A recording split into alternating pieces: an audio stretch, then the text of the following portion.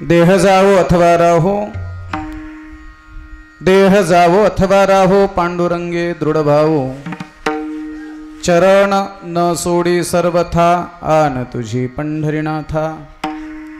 वदने तुझे मंगळ नाम, हृदय अखंडित प्रेम, चरण न सोडी सर्वथा, आन तुझी पंढरीनाथा।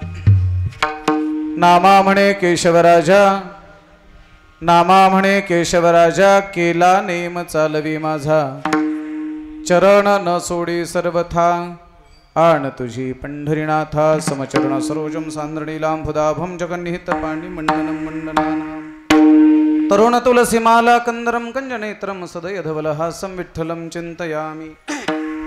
महायोगपीठे तटे भीमरथ्यां वरं पुण्डरीकाय दातुन्मुनीन्द्रैः, समागत्य तिष्ठन्तमानन्दकन्दं परब्रह्मलिङ्गं भजे पाण्डुरङ्गं। पाण्डुरङ्गा करो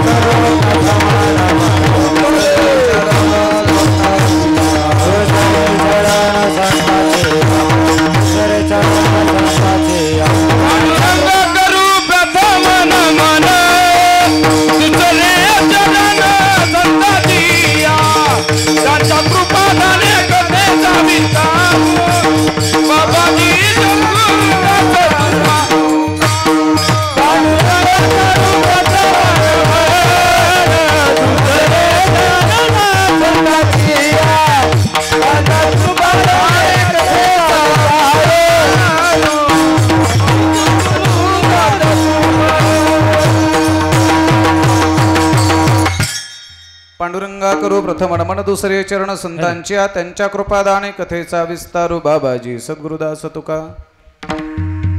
श्रीरामचंद्र कृपालु भज मन हरण भव भय दारुणम, नवकंज लोचन कंज मुख कर कंज पद कंजारुणम, कंदर्प अगणित अमित छवि नवनील निरद सुंदरम, पटपीतमान हो तडित रुचि सुचि नौमि जनक सुतावरम, करारविंदेन पदारविंदम मुखारविंदे विनिवेशयन्तम, वटस्य पत्रस्य पुटे शयानं बालं मुकुन्दं मनसा स्मरामि। श्रीकृष्ण गोविंद हरे मुरारे, हे नाथ नारायण वासुदेव, जिभे पिबस्वामृतमेतदेव, गोविंद दामोदर माधवेति वंशे विभूषितकरान्नवनीरदाभात्, पीताम्बरादरुणबिम्बफलाधरोष्ठात्, पूर्णेन्दु सुंदर मुखादरविंद नेत्रात्, कृष्णात् परं किमपि तत्त्वमहं न जाने। विठ्ठल विठ्ठल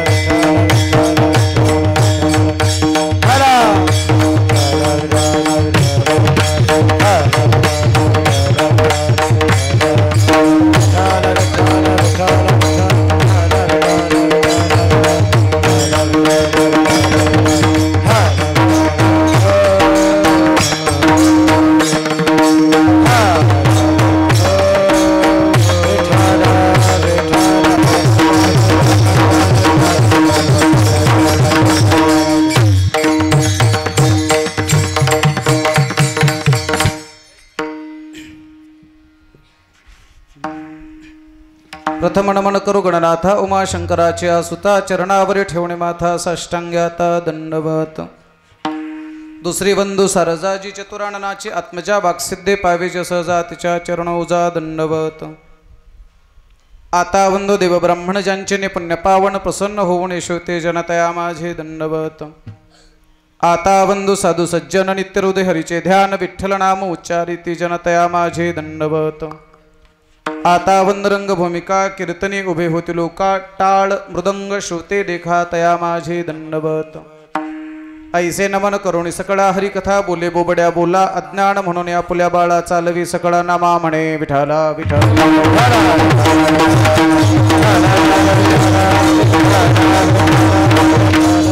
ओम नमो ज्ञानेश्वरा करुणा करा दयाळा तुमचा अनुग्रह लाधलो पावन झालो चराचरी. नमो सद्गुरु तुकया ज्ञानदीपा नमो सद्गुरु सच्चिदानंद रूपा नमो सद्गुरु भक्त कल्याण मूर्ती नमो सद्गुरु भास्करा पूर्ण कीर्ती आत्मरूप गणेशु केली स्मरण होय सकळ विद्यांचे अधिकरण तेची बंधू श्री चरण श्री गुरूंचे ते नमस्कारोनी. आता देह जावो अथवा राहू पांडुरंगे दृढभावो चरण न सोडी सर्वथा आन तुझी पंढरीनाथा.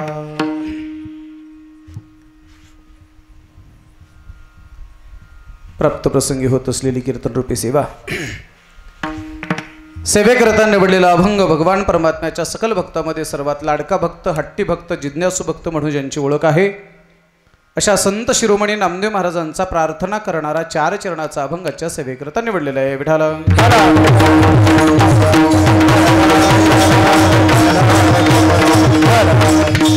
अभंगाचा सरळ सरळ अर्थ असा आहे हा देह गेला काय राहिला काय. देह गेला काय राहिला काय आम्हाला याची पर्वा नाही. फक्त एकच आमची प्रार्थना आहे तुझ्या पायावरती आमचा दृढभाव असावा. खरं सांगू देवा तुझ्या पायावर दृढभाव असावा तुझ्याशी आमचा दृढभाव असावा. आम्हाला तुझे पाय सोडण्याची अजिबात इच्छा नाही. तुझी आण घेऊन सांगतो तुझी शपथ वाहून सांगतो तुझ्या पायाजवळ तर राहायचं आहे. तुझ्या पायाजवळ राहता राहता मुखामध्ये भगवंता तुझं मंगलराम आम्हाला घ्यायचं आहे आणि तुझ्याविषयी अत्यंत नित्यंत प्रेमभाव श्रद्धाभाव आमच्या अंतःकरणामध्ये असावा. आणि तुझी सेवा करण्याचा जो काही आमचा नियम आहे देह चालेल तोपर्यंत आम्ही चालवणार आहोत त्यानंतर नियम चालवण्याची जबाबदारी तुमची असं सांगणारा 4 चरणाचा अभंगाच्या सेवेकरता निवडलेला आहे.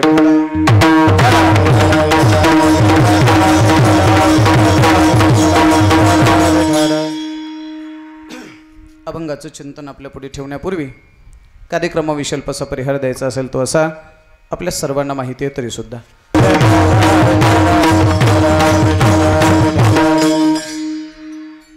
बसलेली मोहनाळची माणसं अशी मोठे मोठे डोळीच करायला लागली माझ्याकडे. असे डोळे वटार वटार बघायला लागले. आमच्या गावात यायचं आमच्या गावातलं खायचं आमच्याच गावचं पाकिट न्यायचं आणि कडमुळीचं गायचं असं कसं जमेल. पण समाजामध्ये अशी सुद्धा माणसं असतात खातात एकाचं गातात दुसऱ्याचा प्रचार तिसऱ्याचा मतदान मी त्याच्यातला नाही. कळलं. सुंदर पवित्र पुणिताने आवाज द्या थोडा आवाज द्या. सुंदर पवित्र पुणिताने पावन अशा या श्री क्षेत्र मोहनाळ भूमीमध्ये गेल्या अनेक वर्षापासून नामसप्ताहाची परंपरा सुरू आहे. याही वर्षी हा उत्सव मोठ्या आत्मीयतेने जिव्हाळ्याने सर्व गावकरी मंडळी एकत्रित येऊन साजरा करतायत. या उत्सवामध्ये महाराष्ट्रातील नामवंत कीर्तनकारांची कीर्तन माझ्या अगोदर समापन झालेली आहेत. आज ही 6व्या दिवसाची कीर्तन पुष्पमाला भगवंताच्या चरणारविंदावरती समर्पित करण्याचं भाग्य माझ्याकडे आलेलं आहे. ज्यांनी ही सेवा माझ्याकडे दिली आहे ते माझ्यावर नितांत प्रेम करणारा आमचा परिवार आमचे सर्वांचे आपल्या सर्वांचे लाडके आदरणीय कारभारीजी त्यांनी ही सेवा माझ्याकडे दिलेली आहे. गावकऱ्यांच्या सर्वांच्या अनुमतीने सर्वांच्या परवानगीने ही सेवा माझ्याकडे आलेली आहे. आज या सेवेला अतिशय नामवंत गायक मंडळी उपस्थित आहेत. ज्यांनी भजन सुरू केलं पहिली चाल गायली आमचे हरिभक्तपरायण बाबूराव महाराज. मागील चाल गायलेले हरिभक्तपरायण घरणी त्र्यंबक महाराज. सुंदर चाल जोगांनी गायली आहे. आता त्यांनी पहिली चाल गायल्यामुळे आता तुम्हाला मागं वाट बघत राहावं लागलं. आणखी सांगू का एक वाक्य बोलू का. कुणीतरी मागं राहते म्हणून कुणीतरी पुढं जाते. सगळे जर पुढं गेले तर मग मागं कुणी राहायचं. तुम्ही मनाचा मोठेपणा केलाय काळजी करू नका. मधली म्हणा शेवटची चाल आपल्या वाट्याला येणार आहे. आणि याच्या पुढे सांगतो मायबाप माईकच्या पुढे जेवढ्या तयारीचे गायक आहेत त्याच्यापेक्षा जास्त तयारीचे गायक माईकच्या बाजूला आहेत. फक्त बाकीच्या मंडळींनी मनाचा मोठेपणा केलेला आहे. ही बाहेरगावची मंडळी त्यांचा सन्मान करावा म्हणून मनाचा मोठेपणा म्हणून तुमच्या पुढे माईक दिलेला आहे. वास्तविक पाहता या टाळकऱ्याच्या रांगेत बसणारा प्रत्येक व्यक्ती हा स्वरात गाणारा गंधर्वासारखा गायक आहे. अशा सर्व गायकांच्या चरणी माझा कोटी कोटी प्रणाम. या सेवेला अतिशय सुंदर अशी पावलाची साथ देणारे आमच्या रत्नपारखी महाराजांचे सगळे वारकरी शिक्षण संस्थेचे विद्यार्थी, एकदा या लेकरासाठी सर्वांनी एकदम मनातून टाळ्या वाजवा. असं सुंदर माझे सगळे लाडके बांधव आहेत, सुंदर पावलाचा ठेका धरतायत आणि या सगळ्यामध्ये आपल्याला सर्वांना ताल भरून वाजवण्याचं काम आमचे हरिभक्तीपरायण परमेश्वर महाराज, महादेव महाराज दोघंही सुंदर मृदंग वाजवत आहेत. विशेष म्हणजे दोन्ही दोन्ही हाताने वाजवत आहेत. बाकीचे म्हणतील मग का बाकीचे काही एका हाताने वाजवत आहेत का? पण लक्षात ठेवा, वैकुंठवासी पद्मश्री शंकरबापू आपेगावकर एक वाक्य बोलायचे, काही माणसं मृदंग वाजवत असतात, काही माणसं मृदंग बडवत असतात. मृदंग कधी बडवायचा नसतो तर मृदंग हा वाजवायचा असतो. मृदंग वाजवला की लोकांच्या कानाला त्रास होत असतो आणि मृदंग बडवला की लोकांच्या कानाला त्रास होतो आणि मृदंग वाजवला की लोकांच्या कानाला आनंद होतो. कारण सांगू का मायबाप, मृदंग हे सात्विक वाद्य आहे. कीर्तनामध्ये ढोलकीला परवानगी नाही, कीर्तनामध्ये तबल्याला परवानगी नाही, कीर्तनामध्ये ढोलकला परवानगी नाही. कीर्तनामध्ये फक्त मृदंग वाजला पाहिजे आणि तो मृदंग ही स्वरात लावून वाजला पाहिजे. बरोबर? म्हणा म्हणा म्हणा म्हणा. लावणी मृदंग श्रुती टाळ घोष शिव कमरच आवडीन, शिव कमरच आवडीन, शिव कमरच आवडीन. लावणी मृदंग श्रुती टाळ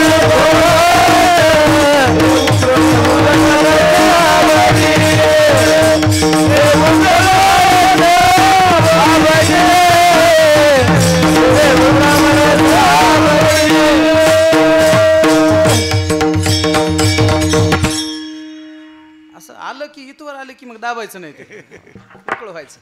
लावणी मृदंग श्रुती टाळ घोष सेवो ब्रह्मरस आवडीने.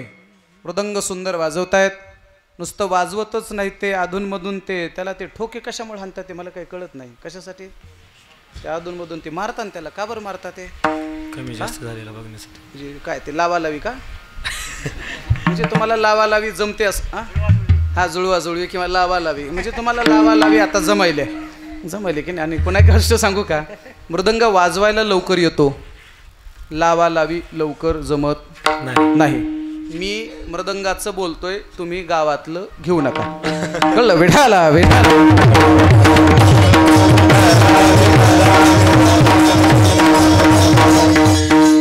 वातावरण सुंदर आहे, टाळकरी सुंदर आहेत, मृदंगाचार्य सुंदर आहेत, प्रकाश व्यवस्था सुंदर आहेत, बसलेली माणसं सुद्धा सुंदर आहेत. साऊंड सिस्टीम तर काही एक नंबर आहे, खूप छान आहे. फक्त माझा एक पॉईंट आवाज वाढवला तर मी आणखीन छान म्हणेल. खूप सुंदर साऊंड सिस्टीम आहे, प्रकाश व्यवस्था चांगली आहे, सगळं वातावरण छान आहे. बरोबर का? हे सगळे टाळकरी छान आहेत, बसलेली माणसं छान आहेत, वाजवणारे छान आहेत आणि या सगळ्यामध्ये मी उभा आहे म्हणजे मी कोण? मला येडपट आहे?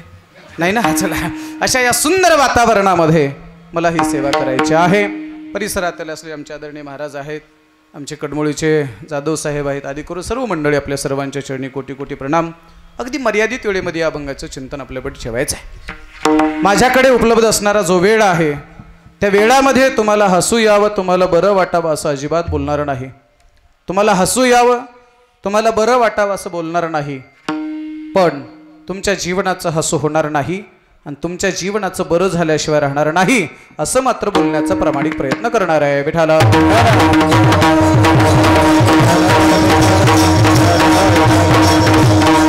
अभंग नामदेव महाराजांचा आहे. नामदेव महाराजांच्या माध्यमातून मला आपल्या समाजाच्या अनेक समस्या भगवंतापर्यंत नेऊन पोहोचवायच्या आहेत.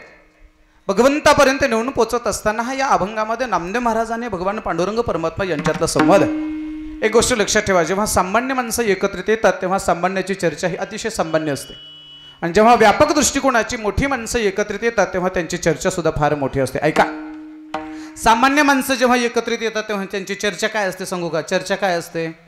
का रे शेजाऱ्याचा बाण जरा शेजाऱ्याने तुझा बाण फोडल्यासारखा दिसतोय ते म्हणतं सामान्य माणूस. लगेच म्हणतो माझा बाण फोडला का, मी उद्या त्याचा फोडतो, नाहीतर पोलीस स्टेशनला जातो. हा झाला सामान्य माणूस. आता मोठ्या मनाचा माणूस जेव्हा गप्पा मारायला उभा राहतो किंवा बसतो आणि त्याला जर एखाद्याने म्हणलं का हो काल मी सहज शेताकडे गेलो होतो, तुमच्या शेताचा जरा बांध कोरल्यासारखा दिसला. मोठ्या मनाचा माणूस काय होतो माहिती आहे का? अरे बांध कोरल्याने काय होतंय? परमेश्वराने फक्त कपाळ कोरू नये म्हणजे झालं, याला म्हणायचं मोठ्या मनाचा माणूस. बांध कोरल्याने माणसं मोठी होत नसतात, दात कोरल्याने कधी माणसाचं पोट भरत नसतं. फक्त परमेश्वराने आपलं कपाळ कोरू नये हा विचार ज्याच्याकडे असतो तो मोठा माणूस असतो. ऐका, सामान्य माणसं जेव्हा चर्चा करतात तेव्हा चर्चा सामान्य असते, अतिशय साध्या साध्या गोष्टीची चर्चा असते. आणखी पुढे सांगू का? नेमकं परमार्थाला सुरुवात केलेली सामान्य अधिकाराची माणसं चालीबद्दल भांडतात, मानाबद्दल भांडतात, नारळासाठी भांडतात, पाकिटासाठी भांडतात. पण परमार्थाच्या अतिच्य कोटीला पोचलेल्या वारकऱ्याला विचारलं, का हो तुम्ही मोहनाळला गेला होतात पण तुम्हाला गावकऱ्याने साधी चाल सुद्धा दिली नाही, असं जर कोणी शब्द वापरला आणि त्यावेळेला जर तो म्हणत असेल, अहो कीर्तनातली चाल मिळो अगर न मिळो, भगवान पांडुरंगाच्या दरबारामध्ये माझ्या सेवेची नोंद झाली, याच्यापेक्षा आणखीन कोणता मान पाहिजे? हा ज्याचा विचार आहे तो माणूस नक्कीच मोठा असतो. मला हा विषय बोलायचा आहे. साधी माणसं जेव्हा एकत्रित येतात तेव्हा त्यांची चर्चा अतिशय सामान्य असते, आणि मोठी माणसं जेव्हा एकत्रित येतात तेव्हा त्यांची चर्चा सुद्धा मोठी असते. लक्षात ठेवा, माणसाने कधीच आपल्यापेक्षा लहान किंवा साध्या माणसाच्या सोबत बसायचं नाही. साध्या माणसासोबत बसलं की आपल्या बुद्धीचा आवाका कमी होत असतो, आणि व्यापक विचारसरणीच्या माणसासोबत बसलं की आपल्या बुद्धीचा आवाका फार मोठा होत असतो.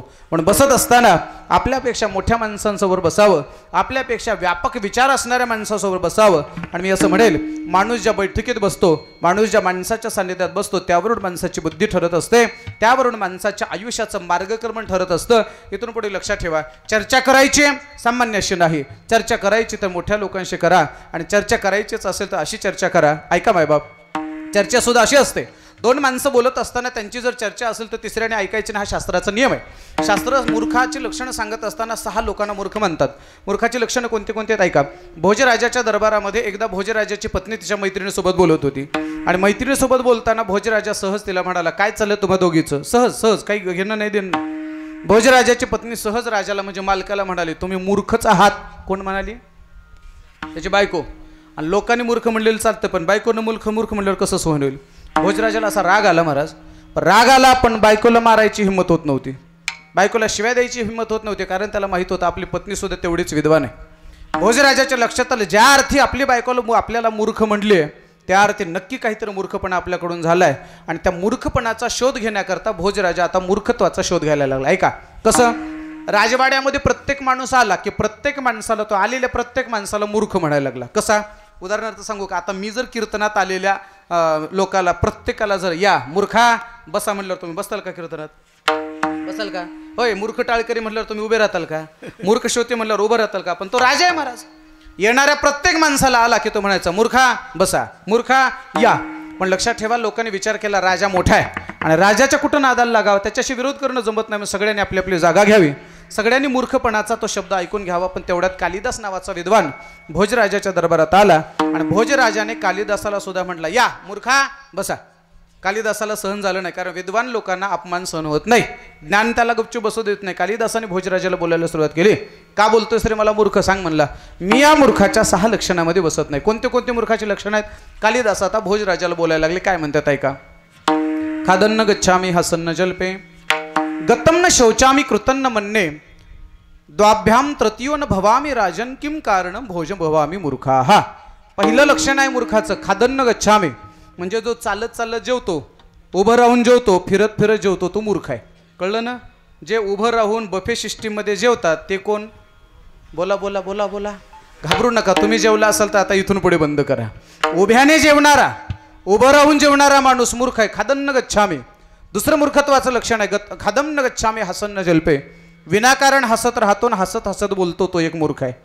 हसन्न जल्पे. तिसरं मूर्खाचं लक्षण आहे गतम न शौचामी, झालेल्या गोष्टीविषयी पश्चाताप करतो. समजा आपल्याला एखादं छोटं मोठं व्यसन लागलं असेल, मटका असेल, दारू असेल, जुगार असेल, समजा त्या व्यसनामध्ये आपल्याकडून 1-2 एकर जमीन गेली असेल, गेली ना, गेली ना, सारखा पश्चाताप करायचा नाही. आता सुधारता येईल का, आणि येथून पुढे राहिलेल्या आयुष्यामध्ये चांगलं वागून काही कमावता येईल का, याचा विचार करा. पण माणसं एकच करतात, असं होतं ना असं झालं, असं होतं असं झालं. झालेल्या गोष्टीविषयी सारखा पश्चाताप करत राहतो, त्याला एक मूर्ख म्हणावं. पुढचं मूर्खत्वाचं लक्षण आहे कृतन्न म्हणणे, काहीच करा येत नाही पण बडाया मारतो. कशा बडाया मारतो? आम्ही एखाद्या गावाला कीर्तनाला गेलो, एखाद्या बैठकीत बसलो की लोक सांगतात, महाराज काय आमचा मोहनाळचा सप्ताह, काय टाळकरी, काय कीर्तनकार, काय साऊंड सिस्टीम, काय मंडप, काय लोक, काय समाज, असा सप्ताह आमच्या तालुक्यात होत नाही. एवढा चांगला कार्यक्रम, एवढ्या बढाया मारतो. आम्ही सहज म्हणतो का हो या सप्ताहामध्ये तुमची एखादी पंगत असते का?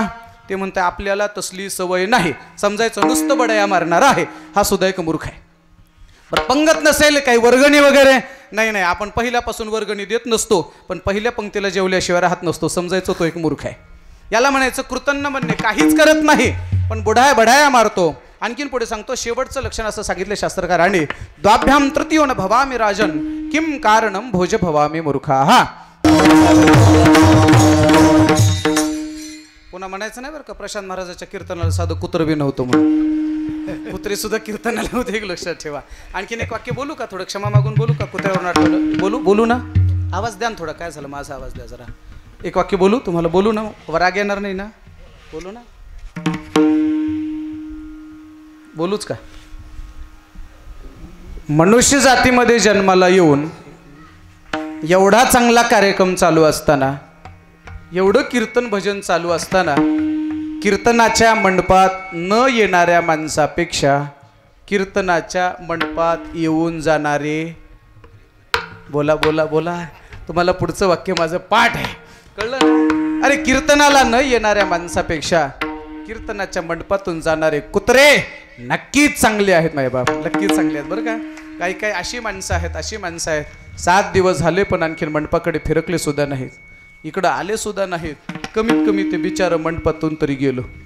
आता हे मंडपात फिरणारं कुत्रं कोण असते सांगू का? थोडं विषयांतर होईल पण सांगतो ऐका. चालता एका कुत्र्याला एका माणसाने विनाकारण दगड मारला. विनाकारण, कारण नसताना. काही लोकांना सवय असते महाराज, मोटरसायकलवर चालले असल्यानंतर वाटत कुत्रं असेल तर उगच लाद घालतात. तळ्याच्या काठाला, नदीच्या काठाला बसले असल्यानंतर उगत दगड घेतात आणि त्या पाण्यातल्या माशाला किंवा दगडाला त्या बेडकाला दगड मारतात. विनाकारण घाण सवय असते. अशा निरपराध प्राण्यांना छळणाऱ्या माणसाला भागवत सांगतं तुम्हाला कृमीभोजन नावाच्या नरकात जावं लागतं. काय केलेलं असतो? कुत्रं कुठे झाडाखाली बसले असते, त्याला विनाकारण लाद घालायची काय गरज आहे? कुठेतरी पाण्यामध्ये बेडूक त्याचा प्रवास करते, त्याच जिंदगी काही ना दगड घेतो त्याला मारत राहतो. ऐका मायबाप, पुराणामध्ये फार सुंदर चिंतन आहे. असंच एका कुत्र्याला एका माणसाने दगड मारला आणि दगड मारल्यावर ते कुत्रं देवाकडे गाराणं घेऊन गेलं आणि देवाकडे गाराणं गेल्यानंतर त्याने सांगितलं, देवा याने मला विनाकारण दगड मारला. देव म्हणले, काय शिक्षा देऊ? तुझ्या मनावर शिक्षा. काय शिक्षा देऊ? तू जर म्हणलास तर याला फासावर लटकवतो, तू जर म्हणलास तर याला कड्यावरून ढकलून देतो. शिक्षा काय देऊ? तुझ्या मनावर. ते कुत्रं फार हुशार होतं. ते काय म्हणलं माहिती आहे का? देवा याला आमच्या गावातल्या मंदिराच्या किंवा सप्ताह कमिटीच्या अध्यक्षपदावर नेमणूक कर. देव म्हणला, तू येडा झालास का? याने दगड मारले, तू का बरं याला अध्यक्ष करायला लागलास? त्याने सांगितलं, हे बघ देवा, गेल्या जन्मामध्ये लोकांनी मला अध्यक्ष केलं होतं. मोलमजुरी करून गोरगरिबांनी कष्टाचा रुपया जमा करून माझ्याकडे पट्टी दिली होती आणि सगळ्यांनी सांगितलं होतं देवाचा पैसा आहे, व्यवस्थित जपून वापर. पण पैसा जास्त आला की मला त्याच्यातला मोह आवरला नाही आणि मी त्याच्यातला पैसा हाणला म्हणून कुत्रं झालो. मग याला का अध्यक्ष कर? मला माहीत आहे याच्याकडे पैसा दिला, हे बी 10-5 हजार हाणतंय आणि माझ्या मागं बोंबलत फिरते. झालं, कळलं का? मला हा विषय बोलायचा आहे का? धर्माच्या नावावर पैसे जमा करणारी माणसं, मंदिराच्या सप्ताहाच्या नामस्मरणाच्या नावावर जी माणसं पैसा जमा करतात आणि लोकांच्या कष्टाने दिलेला पैसा जर स्वतःच्या प्रपंचाचे वापरतात, तर त्या प्रपंचासाठी वापरणारी माणसं जे असतात ती माणसं पुढच्या जन्मामध्ये कुत्रे होऊन फिरतात, असा शास्त्राचा संकेत आहे. चला मी कुत्र्यावरून पुढे गेलो. मला मूर्खची लक्षणं सांगायची. खादन्न गच्छामी हसन्न जल्पे गतम न शौचामी कृतन्न मन्ये द्वाभ्याम तृतीयो न भवामी राजन किम कारणम भोज भवामी मूर्खाः. कालिदास आता म्हणायला लागला राजाला, राजा 2 माणसं बोलत असताना मी मध्येच तोंड खूप असलं नाही, मग तुम्हाला मूर्ख का म्हणला? आता भोजराजाला कळलं की आपली बायको आपल्याला का मूर्ख म्हटली होती. 2 माणसं जर बोलत असले तर मध्ये तोंड खुपसून तुमचं काय चाललं विचारायचं नाही. आणखी पुढे सांगतो, 2 माणसं जर बोलत असतील तर भिंतीला कान लावून ऐकायचं नाही. ऐकायला लागला तर तो मूर्ख आहे. आणखी क्षमा मागून बोलू का माझ्या माता माऊल्यांसाठी? सुनबाई आणि मुलगा जर पती पत्नी जर एकमेकाशी बोलत असतील तर कधीच म्हातारीने भिंतीला कान लावून त्यांचा संवाद ऐकायचा, बोला ऐकायचा नसतो. आणि ऐकत असेल तर तिला शास्त्र मूर्ख असं म्हणतं. आता ऐका, दोन पती पत्नीचा संवाद ऐकणारी माणसं नरकाला जातात. पण एका पती पत्नीचा संवाद जर ऐकला तर माणसं नरकाला कधीच जात नाहीत. त्यांचा उद्धार झाल्याशिवाय राहणार नाही. तो संवाद जर कुणाचा असेल तर तो संवाद आहे भगवान शिवजी आणि माता पार्वतीचा. जसं ज्या वेळेला भागवत कथा असते, भागवतामध्ये शुकदेवजी राजा परीक्षितीला भागवत सांगतायत, तसं रामायणामध्ये मात्र भगवान शिवजी माता पार्वतीला कथा सांगतायत. म्हणजे पतीचा आणि पत्नीचा संवाद ऐकायचा नाही, ऐकलं तर नरकाला जावं लागतंय. पण महादेवाचा आणि पार्वतीचा संवाद म्हणजे रामकथा आहे. आणि ही जर कथा ऐकली तर नरकाला नाही तर स्वर्गाला थारा मिळते. मी कशासाठी सांगतो ऐका. सामान्य पती पत्नीचा संवाद हा सामान्य असतो आणि भगवान शिवजी आणि माता पार्वती सारख्या महापुरुषाचा संवाद हा असामान्य असतो, हा अलौकिक संवाद असतो. पण जेवढी मोठी माणसं असतात तेवढा त्यांचा संवादही मोठा असतो. आज संवाद कुणाकुणाचा आहे? जगाचा मालक भगवान परमात्मा आहे आणि त्यांच्या समोर कोण आहे? त्या भगवान परमात्म्याच्या सगळ्या भक्तामध्ये सर्वात लाडका भक्त आणि हट्टी भक्त आणि असे नामदेवरा देवाच्या समोर उभे आहेत. आता देवाचा आणि नामदेवऱ्याचा संवाद चालू आहे. भगवान परमात्मा नामदेवऱ्याला म्हणायला, नामा एवढ्या दिवसापासून तुम्ही माझी सेवा करताय, कीर्तन करताय, प्रवचन करताय, दारोदार फिरताय, गावोगाव फिरताय, पण कधीच तुम्ही मागितलं नाही, कधीच कुणी काही प्रार्थना केली नाही. नामदेवराने देवाला स्पष्ट शब्द सांगितलं, खरं सांगू का देवा, काहीही न मागता सेवा करत राहणं ही आमची नाही, आमच्या वडिलापासून चालत आलेली रीत आहे. विठाला विठाला विठाला काही मागणे हे आम्हानुचित, काही मागणे आम्हानुचित, काही मागणे आम्हानुचित, काही मागणे आम्हानुचित. ओ वडिलाची रीत जाणत, वडिलाची रीत जाणत, वडिलाची रीत जाणत, काही न मागणे आम्हानुचित, वडिलाची रीत जाणत, वडिलाची रीत जाणत, काही मागणे आम्हानुचित, वडिलाची रीत जाणत, वडिलाची रीत जाणत.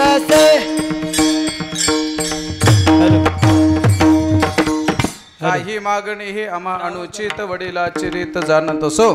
न मागता सेवा करत राहणं ही आमच्या वडिलांची रीत आहे बरं का, वडिलांची रीत आहे. आता क्षमा मागून बरं का टाळकर मंडळ हे हार काढून, आता तुम्ही आदेश दिला होता म्हणून ठेवढे एवढं विठाला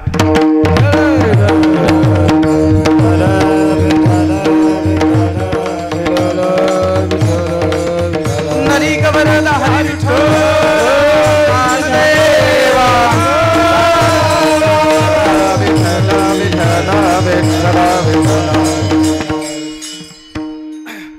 हाराचं ओझं काही साधन आहे. हा अगोदरच हे समाजाचं ओझं, टाळकऱ्याचं ओझं, पुन्हा ते हाराचं ओझं म्हटल्यानंतर मी पुरता घामाघूम झालो. आणि मला जास्त मोठे हार घातले, जास्त हार मोठे हार घातले की जरा भीती वाटते. कारण सांगू का, जास्त हार घातले की समजायचं प्रेमाचं गाव आहे, प्रेमाचे माणसं आहेत. आणि जिथे प्रेम जास्त मिळतं तिथं पैसे कमी. माईकच्या पुढे बरं का, ते कॅमेऱ्यात येणार नाही. विठाला विठाला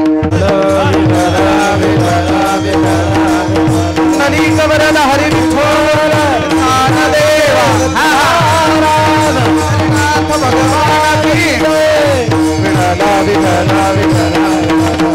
न मागता सेवा करत राहणं ही आमची नाही, आमच्या बापदादापासून चालत आलेली रीत आहे, आमच्या वडिलापासून चालत आलेली रीत आहे. लक्षात ठेवा, बापाची रीत चालवणं हे पोराचं काम आहे. लक्षात आलं का? माझ्या सगळ्या तरुण बांधवांना विनंती आहे, आपल्या बापाची रीत जर पोरांनी चालवलं ना काही कमी पडत नाही. बापाची रीत चालवणारी पोरं समाजामध्ये असली पाहिजेत. पण दुर्दैव असं वाटतं कधी कधी आम्ही काही गावात पाहतो, जो बाप सकाळी उठल्या उठल्या नावनोबरायांचं किंवा मारुतरायाचं दर्शन केल्याशिवाय पाणी पित नव्हता, जो बाप ज्ञानेश्वरीच्या 10-5 ओव्या वाचल्याशिवाय अन्न खात नव्हता, जो बाप दर महिन्याची पंढरपूरची वाली केल्याशिवाय राहत नव्हता, आणि त्याच बापाच्या पोटी जन्माला आली पोरं जर चहाच्या आधी दारू पित असतील तर तो बाप जिवंत राहून तरी काय उपयोगाचा आहे? मायबाप जिवंत असताना सुद्धा त्याला नरकापेक्षा जास्त वेदना होतात. माझ्यासमोर बसलेल्या माझ्या सर्व तरुण बांधवांना विनंती आहे, मायबाप आपल्या बापाची रीत सांभाळावं. आपल्या बापाने कष्टातून पंगत केली असेल, आपण चालू ठेवली पाहिजे. आपल्या बापाने जर आयुष्यभर निर्व्यसनी जीवन जगलं असेल तर आपण सुद्धा त्या मार्गाने गेलं पाहिजे. बापाची रीत चालवणं हे पोराचं कर्तव्य आहे. नामदेवरांनी सांगितलं, तुकोबारासारख्या महापुरुषांनी सांगितलं, आमच्या वडिलापासून चालत आलेली रीत आहे. कशासाठी? कोणती? न मागता सेवा करत राहणं ही माझ्या वडिलाची मिराची गा देवा, तुझी चरण देवा पांडुरंगा, तुझी चरण देवा पांडुरंगा. माझ्या वडिलाची मिराची गा देवा, चरण देवा पांडुरंगा, तुझे चरण देवा पांडुरंगा. माझ्या वडिलाची मिराची गा देवा, तुझी चरण देवा पांडुरंगा, तुझी चरण देवा पांडुरंगा, तुझी चरण देवा पांडुरंगा. माझ्या वडिलाची मिराची गा देवा, तुझी चरण देवा पांडुरंगा, तुझी चरण देवा पांडुरंगा, तुझी चरण देवा पांडुरंगा.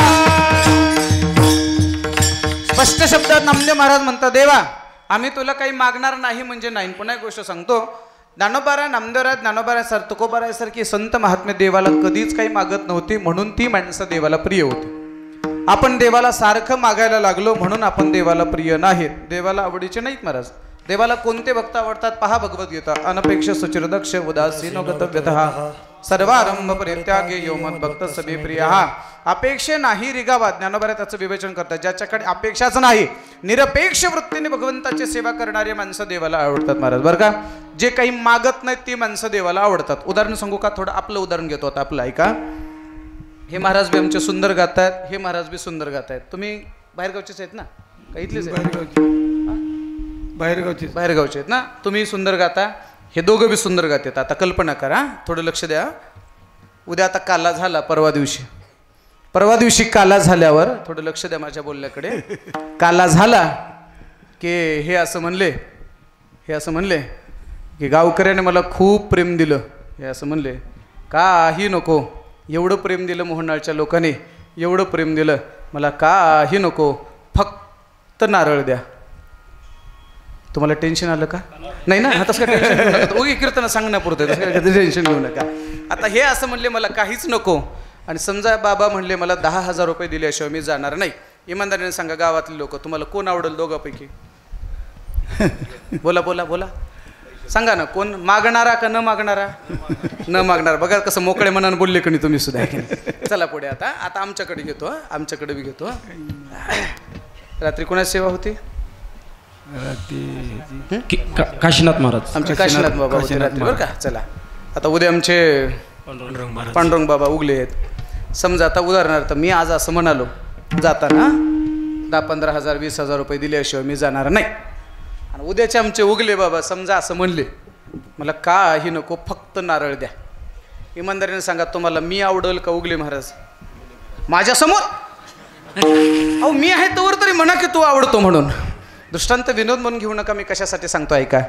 मागणारा गायक समाजाला आवडत नाही, मागणारा कीर्तनकार समाजाला आवडत नाही, तर मागणारा भक्त देवाला कसा आवडेल याचा विचार करा. नाही आवडत मायबाप देवाला मागणारा भक्त. मग आम्ही का देवाला आवडत नाही? आम्ही सारखं मागत राहतो देवाला, म्हणून आम्ही आवडत नाही.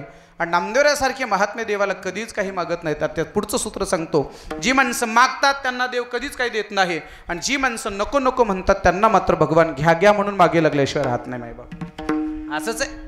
पंगत बसल्यानंतर सुद्धा कोपऱ्यात भिकारी असतं महाराज, 2 दिवसापासून उपाशी असतं, गरीब घरचं माणूस असतं, आणि मधात बसलेली चांगली कारटोपीतली जाडजोड अशी पांढऱ्या कपड्यातली माणसं असतात. ते कोपऱ्यातलं म्हणतं, ए भात्यावाले अरे इकडे ये रे, इकडे ये. लोक म्हणतात थांब ना जरा, दम पडत नाही का तुला, थांब ना जरा थांब की. आणि मधली माणसं नको नको म्हणतात तरी वाढणारे मात्र त्याला घ्या म्हणून आग्रह करतात. कळलं का? ही माणसं नको म्हणतात म्हणून त्यांना आम्ही आग्रहाने वाढतो, ही माणसं मागत राहतात म्हणून आम्ही त्यांना देत नाही. अगदी देवाच्याही बाबतीमध्ये तसंच आहे. आम्ही नेहमी मागत राहतो, नेहमी प्रार्थना करत राहतो, म्हणून भगवान आम्हाला काही देत नाही.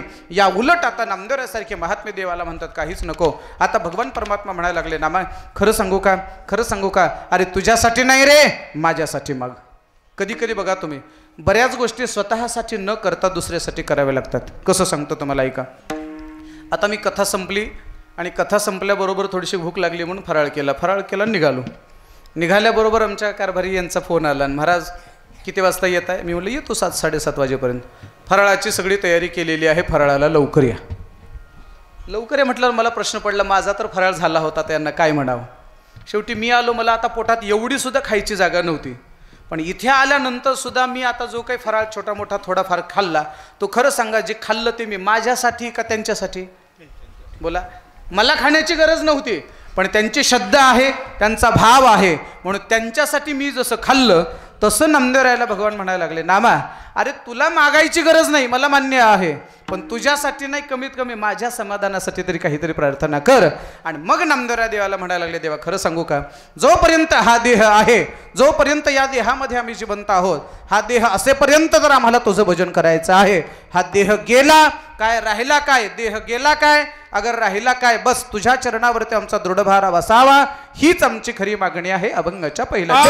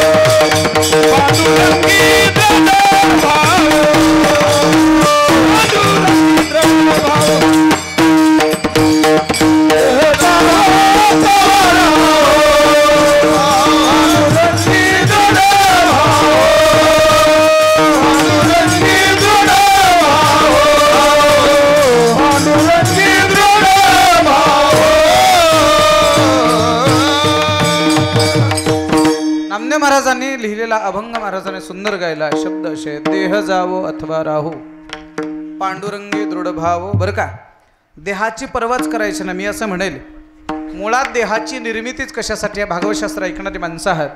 भागवतामध्ये भगवान परमात्म्याने निर्माण केलेल्या सृष्टीचं वर्णन सांगत असताना मैत्री ऋषी कथन करतात आणि त्याचंच वर्णन शुकाचार्य राजा परीक्षितेला सांगतात. मुळात 2 पिंड तयार झाले, एक समष्टीरूप पिंड, दुसरं व्यष्टीरूप पिंड. पुन्हा एक अहंकार तयार झाला, तो अहंकार 3 प्रकारचा, वैकारिक अहंकार, तेजस अहंकार, तामस अहंकार. तदनंतर पंचतन्मात्रा निर्माण झाल्या, तदनंतर पंचमहाभूत तत्व निर्माण झाले आणि ही सगळी तत्व जड तत्व होती आणि या जड तत्वापासून एक देह तयार केला आणि त्या जड तत्वाच्या देहामध्ये चेतन स्वरूप आत्मा प्रविष्ट केला. या नाम मनुष्य देहाची निर्मिती झाली किंवा मनुष्य देहाचा जन्म झाला. मुळात भगवंतांनी सृष्टी निर्माण करत असताना 10 प्रकारची सृष्टी निर्माण केली महाराज. त्या 10 प्रकारच्या सृष्टीचे वर्णन आहे. एक प्रकृत सृष्टी आणि दुसरी वैकृत सृष्टी. प्रकृत सृष्टी ही 6 प्रकारची आहे आणि वैकृत सृष्टी 4 प्रकारची आहे. अशी एकूण 10 प्रकारची सृष्टी आपल्याला पाहायला सापडते आहे. कोणत्या कोणत्या सृष्टी आहेत? देवसृष्टी आहे, भूतसर्गात तन्मात्र सृष्टी आहे, वृक्षसृष्टी आहे, वेली सृष्टी आहे. आणि या सर्व सृष्टीमध्ये सर्वात शेवटची सृष्टी जर कोणती असेल तर ते माणसाची सृष्टी आहे. बघा तुम्ही, म्हणजे माणसाच्या अगोदर भगवंतांनी प्राण्यांची सृष्टी निर्माण केली, त्याच्या अगोदर वेलीची सृष्टी निर्माण झाली, त्याच्या अगोदर वृक्षांची सृष्टी निर्माण झाली, माणसाच्या सृष्टीच्या अगोदर प्राणी निर्माण झाले. आपल्या सर्वांना माहिती आहे प्राण्यांची सृष्टी. प्राणी माहिती आहेत आपल्याला? प्राणी सांगा एखादं उदाहरण प्राण्याचं. सांगा एखादं. बाळानं सांग. बाळा प्राण्याचं नाव सांग रे, एखादा प्राणी सांग. हा, हत्ती. हे तीन प्राणी बदलले त्यानं. हत्ती, आणखीन हत्ती, वाघ, सिंह, बबर, घोडा. हा सांग आणखीन. हा, मोर प्राणी नाही ते पक्षी आहे. तुम्ही सांगा रे प्राणी सांगा. हत्ती, आणखीन हा झालं, घोडा झाला, आणखीन हा कोला, आणखीन गाय. इथपर्यंत मला यायचं होतं म्हणूनच विचारलं मी. थोडं लक्ष द्या. गाईला कधी प्राणी म्हणायचं नाही. ऐका, लक्ष द्या. स्वामी विवेकानंद परदेशाचा दौरा करून भारतात परत येत होते आणि येता येता स्वामी विवेकानंदांना पत्रकाराने गाठलं. माणसाने कोणाचा बी नाद करायचा पण पत्रकाराचा नाद करायचा नाही. पत्रकारामुळे विलासराव देशमुखांना राजीनामा द्यावा लागला होता.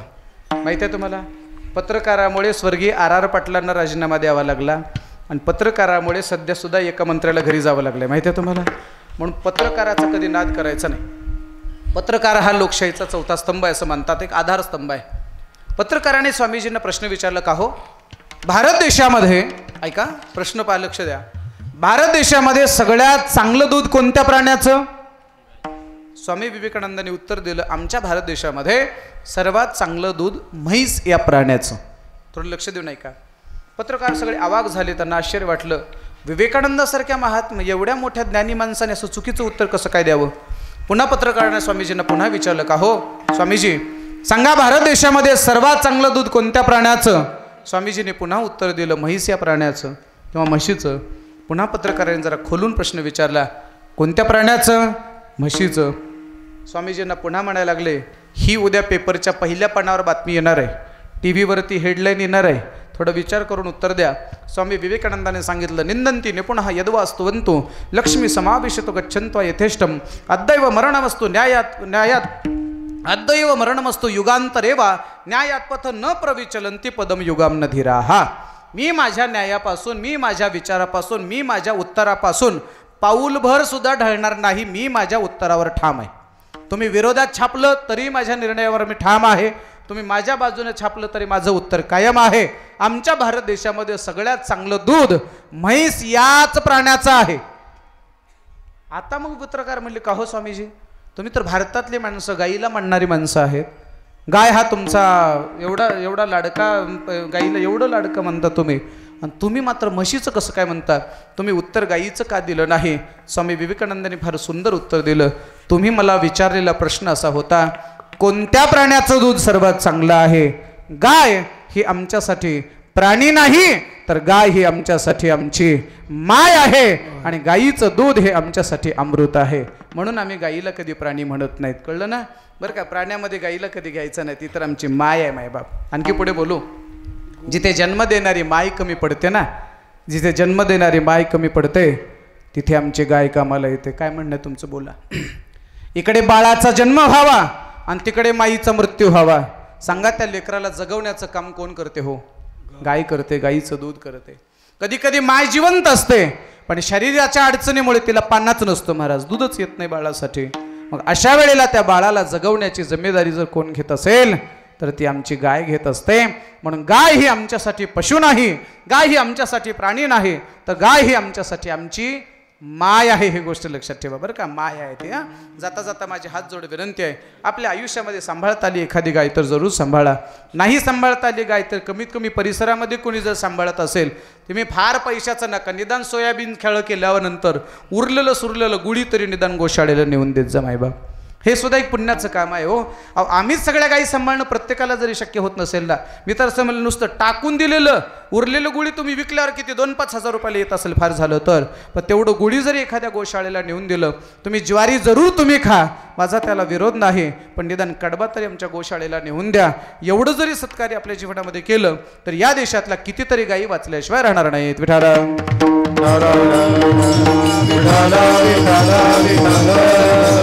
अगोदर प्राण्यांची सृष्टी निर्माण झाली. प्राणी आपल्या सर्वांना माहिती आहेत बरं का. कुत्रा असेल, लांडगा असेल, मांजर असेल, हे सगळे प्राणी. मांजर सुद्धा प्राणी आहे, बरोबर आहे का. मांजर, त्या मांजरीच्या बाबतीमध्ये असं काहीतरी म्हणतात बुवा, ते मांजर हा प्राणी, जर आपण कुठे निघालो, कामाला निघालो, आणि जर मांजर जर थोडीशी काशी आडवी गेली तर काहीतरी म्हणतात. काय होते मांजर आडवी गेल्यावर? बोला काय 20 पावलं मागे जावं म्हणतात. असं म्हणतात बुवा, मांजर आडवी गेल्यावर किंवा मांजर आडवी आल्यावर काम होत, बरोबर आहे का. असंच म्हणतात. नाही वाक्य बोलू. मांजरीला उग बदनाम केले लोकांनी. पुढे बोलू का. अहो, मांजर आडवी आल्यावर काम होतंय, फक्त माणसं आडवी आल्यावर काम होत नाही. ही गोष्ट लक्षात ठेवा. विठाला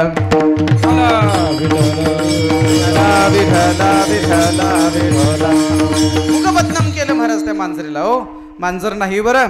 मांजर आडवी गेल्यावर माझा तर अनुभव सांगू का, मी ज्या दिवशी मांजर आडवी जाते त्या दिवशी मला लोक पैसे जास्त देतात. आज सकाळी गेली होती म्हणूनच त्यांनी दिले, अगोदरच दिले, आता काय वाढवून घ्यायचा काय प्रश्न नाही बरं का. लक्षात ठेवा, मांजरीला उगं बदनाम केलं. माणसं आडवी आल्यावर काम होत नाहीत महाराज. रस्ते अडवणारी माणसंच आहेत, पाण्याच्या योजना अडवणारी माणसंच आहेत. आणखी पुढे बोलू, शेताला जाणाऱ्या वाटा अडवणारी सुद्धा माणसंच आहे. जाता जाता लक्षात ठेवा, माझ्या तुकोबाराने स्वर्गापर्यंत जायची पाऊलवाट करण्याचं स्वप्न पाहिलं. मला तुका म्हणे पावटनी करू स्वर्गाची निशानी, करू स्वर्गाची निशानी, करू स्वर्गाची निशानी. पावटनी करू स्वर्गाची निशानी, करू स्वर्गाची निशानी, करू स्वर्गाची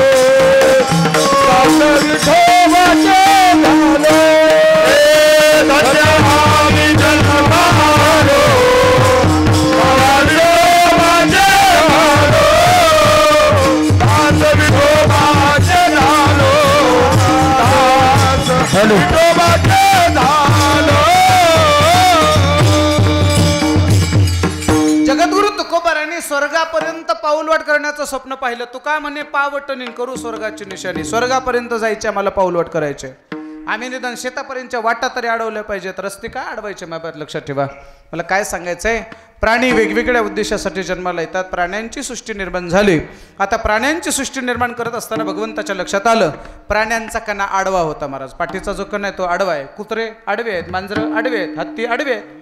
आणि मग देवाच्या असं लक्षात आलं की आडव्या प्राण्यापेक्षा आपण उभा प्राणी तयार करावा. तो आडवा पाठीचा कणा भगवंताने असं सरळ केला आणि सरळ पाठीचा कणा असणारा प्राणी तयार केला. त्या प्राण्याचं नाव आहे मनुष्य प्राणी. बरोबर आहे का.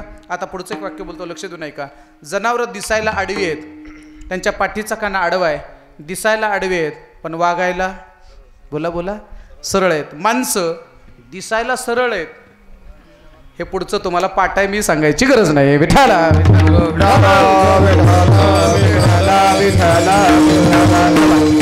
भगवंताने इतर देहालाही मुख दिलं आणि आपल्यालाही मुख दिलं, पण इतर देहातल्या मुखाचा उपयोग केवळ खाणं. बैलाचा उपयोग, तोंडाचा उपयोग कशासाठी? फक्त खाण्यासाठी. म्हणजे फक्त खाण्यासाठी जगतात ते कोण असतात? बोला बोला, म्हणा म्हणा म्हणा म्हणा, बैल म्हणा म्हणा. फक्त खाण्यासाठी जगतात ते कोण असतात? आणखी पुढे बोलू का? बोलू का? फक्त पंक्तीला येतात. मी अजिबात म्हणणार नाही, काळजी करू नका. अरे फक्त या मुखाचा उपयोग फक्त भोजनासाठी नाहीये. या भोजनासोबत भजन करणं हे आमचं कर्तव्य आहे. वाटलं एखाद्या बैलाला रामकृष्ण हरी म्हणावं, म्हणता येत नाही.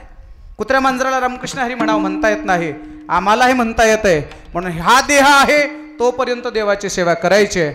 हा देह गेला तरी सुद्धा देवाचीच सेवा करत राहावं हीच आमची प्रार्थना आहे. देह जावो अथवा राहो पांडुरंगे दृढ भावून. खरं सांगू का देवा, कितीतरी सायासाने कितीतरी प्रयत्नाने जर तुझ्या जवळ जर आम्हाला राहता येत असेल तर आता आम्हाला तुझ्या जवळ आल्यानंतर आता आम्हाला दूर जायचं नाही जायचं आम्हाला दूर.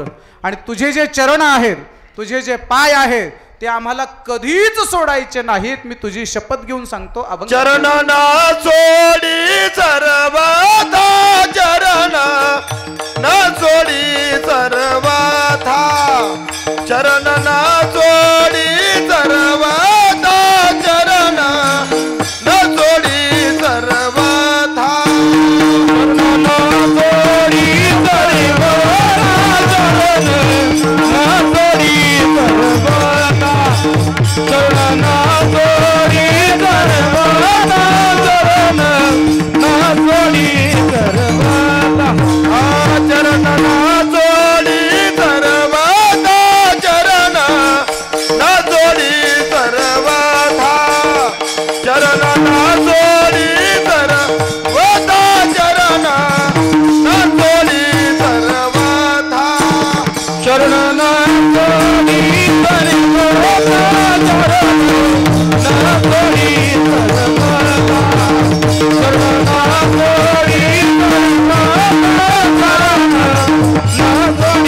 सर्वथा, हात तुझे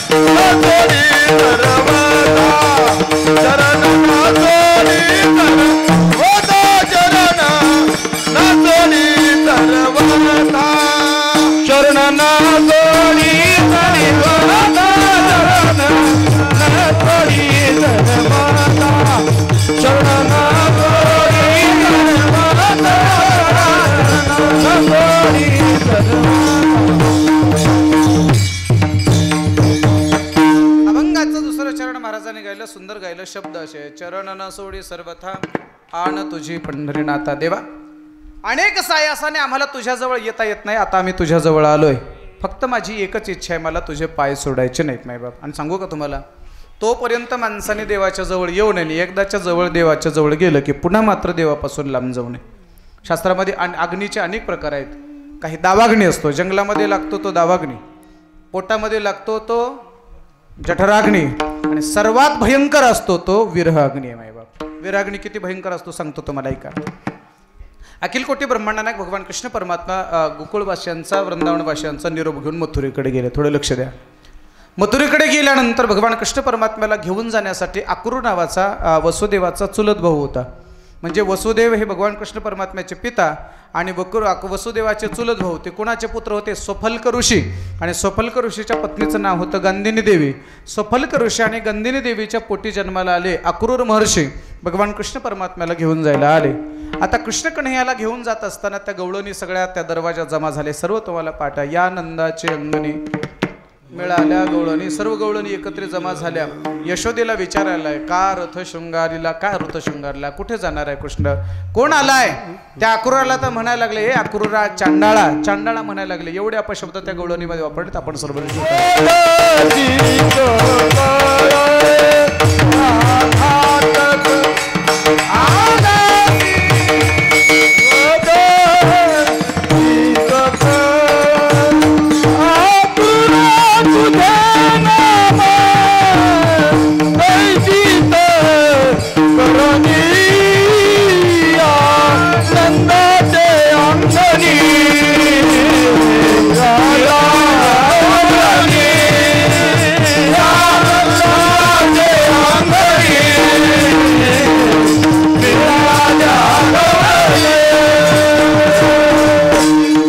आला तर गवळणी म्हणायला लागला, हे अक्रूरा, तुझं नाव आहे तशीच तुझी करणे आहे. चांडाळा म्हणायला लागला, तू आमचा घात करायला आलास.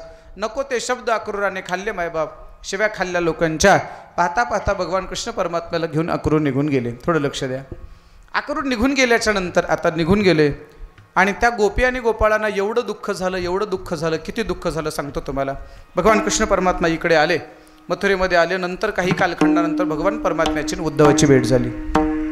भागवतामध्ये तुम्ही बाकी काही ऐका गर न ऐका, भगवान कृष्ण परमात्म्याचा उद्धवाचा संवाद ऐका. कारण सांगू का, शास्त्रामध्ये जेवढ्या जेवढ्या मित्रासोबत चर्चा झाल्या तेवढ्या तेवढ्या शास्त्रामध्ये एक अतिच्य कोटीचं तत्वज्ञान तयार झालं. भगवान कृष्ण परमात्म्याने मित्रासोबत केलेला संवाद भगवद्गीता आहे आणि भागवतामध्ये भगवान कृष्ण परमात्म्याने उद्धवासोबत केलेला संवाद हा सुद्धा एक खूप मोठं चिंतन आहे. आणि सगळ्यात महत्त्वाचं ज्ञान जर भगवंतांनी कोणाला सांगितलं असेल तर तो उद्धवाला सांगितलं.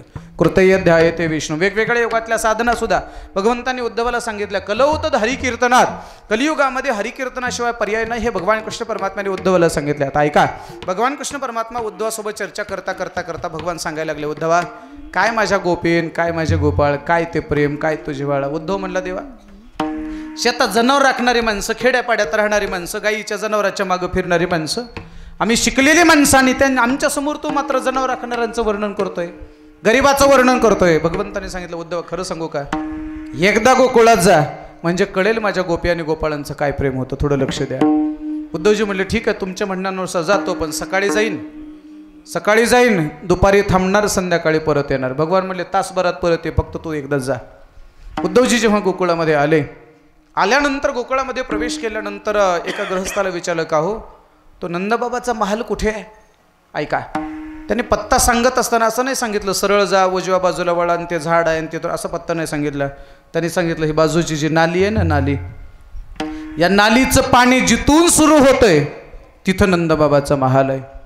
उद्धवजी त्या नालीच्या पाण्याने गेले आणि गेल्यानंतर पाहिलं तेव्हा लक्षात आलं, त्या नालीमध्ये वाहणारं पाणी कपडे धुण्याचं नव्हतं, त्या नालीमध्ये वाहणारं पाणी आंघोळीचंही नव्हतं, त्या नालीमध्ये वाहणारं पाणी हे गोपींच्या डोळ्यातल्या अश्रूचं पाणी होतं. मायबाप, गोपी धाय मोकळून रडत होत्या. आता दुपारी राहणार आणि संध्याकाळी परत येणारा उद्धव 6 महिने झाली तर गोकुळातून बाहेर निघत नाही. ऐका मायबाप, दुसऱ्या दिवशी उद्धवजी जेव्हा शेजारी गावात शेजारच्या घरी फिरायला गेले, घराच्या समोर सुंदर अशी रांगोळी काढली होती. त्या घराच्या पुढे रांगोळी, पुढच्या घरी गेले तिथेही रांगोळी, त्याच्या पुढे गेली रांगोळी. सगळ्या गावात प्रत्येक घरासमोर रांगोळी होते आणि प्रत्येक घराच्या समोर रांगोळीचा एकच विषय होता. प्रत्येकाची रांगोळी होती केवळ कृष्ण परमात्मा. कुणी गायी राखणारा कृष्ण, तर कुणी मुरली वाजवणारा कृष्ण, कुणी खेळ खेळणारा कृष्ण, अशा वेगवेगळ्या कृष्णाच्या आकृत्या काढलेल्या होत्या. उद्धवाच्या लक्षात आलं, या सर्व गवळणीने देवाला डोळे काढलेत, देवाला कान काढलेत, देवाचं नाकही काढलंय, देवाचे सगळे अवयव रांगोळीमध्ये आहेत, पण शेजारच्या काकूने मात्र देवाला पाय काढले नाहीत. देवाचे पाय मात्र त्यांनी काढायचे कदाचित विसरले असतील असा उद्धवाचा समज झाला. पुढच्या घरी गेले, त्या घरासमोरची रांगोळी पाहिली, त्याही रांगोळीला पाय नव्हते. पुन्हा दुसऱ्या घरी गेले, त्याही रांगोळीला पाय नव्हते. अख्ख्या गोकुळामध्ये उद्धव फिरून आले, एकाही गवळणीने त्या कृष्ण परमात्म्याला पाय काढले नाहीत. उद्धवानी गवळणीला विचारलं, का हो तुम्ही एवढी सुंदर रांगोळी काढली, एवढी सुंदर रांगोळी काढली, पण तुम्ही एकाही रांगोळीतल्या कृष्णाला तुम्ही पाय का काढले नाही, सांगा ना, का काढले नाहीत. त्या गवळणीने फार सुंदर उत्तर दिलं.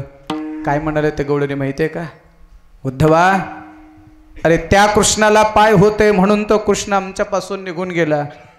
कदाचित या रांगोळीतल्या कृष्णालाही जर पाय काढले तर हा कृष्ण सुद्धा आमच्यापासून लांब जाईल, म्हणून आम्ही या कृष्णाला पाय काढत नाहीत. याला म्हणायचं गवळणीचं प्रेम आहे बाप. विरहाचं दुःख काय असते, गोपींना विचारा.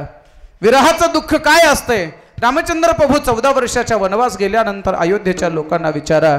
आणि हे दुःख नामदेवरायला माहीत होतं, म्हणून नामदेवराय देवाला म्हणायला लागले, देवा आता मी तुझ्या पायाजवळ आहे, आता मात्र मला तुझे पाय सोडायचे नाहीत.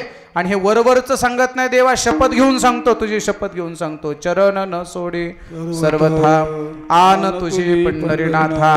आन शब्द उच्चार करत असताना फार महत्वाचा चुकीचा उच्चार करायचा नाही. आन या शब्दामध्ये जर न बाणाचा जर उच्चार केला तर आण याचा शब्द होतो पाणी आण, चहा आण, जेवायला आण, हे आण, ते आण, आण. आणि न नळाचा जर उच्चार केला, बरं का, न बाणाचं हे तालव्य वर्ण आहे आणि न नळाचं हे दंत्यवर्ण आहे. न नळाचा उच्चार करत असताना जीभ दाताला लागल्याशिवाय न नळाचा उच्चार होत नाही. बरोबर आहे का? कोणते कोणते वर्ण आहेत?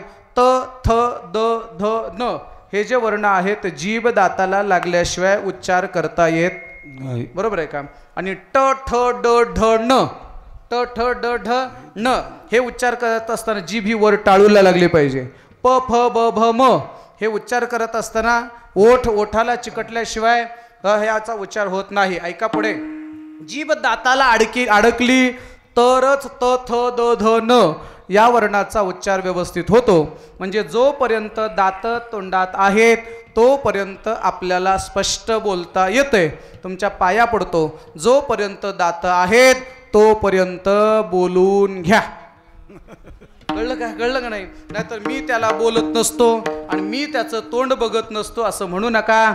दात पडल्यावर सगळी हवा जाणार आहे. आणि पुन्हा एक गोष्ट सांगतो, जोपर्यंत तोंडात दात आहेत तोपर्यंत शब्द सुद्धा असा वजनदार बाहेर पडतो. आणि एकदा का दात पडले की तोंडातून हवा जाते आणि तोंडातून हवा गेली की वजनदार शब्द बाहेर पडत नाहीत. आणि वजनदार शब्द बाहेर पडना गेले की पोरं सुद्धा तुम्हाला वजन ठेवत नाही. कळलं ना? कळलं ना? सूत्र सांगितलं.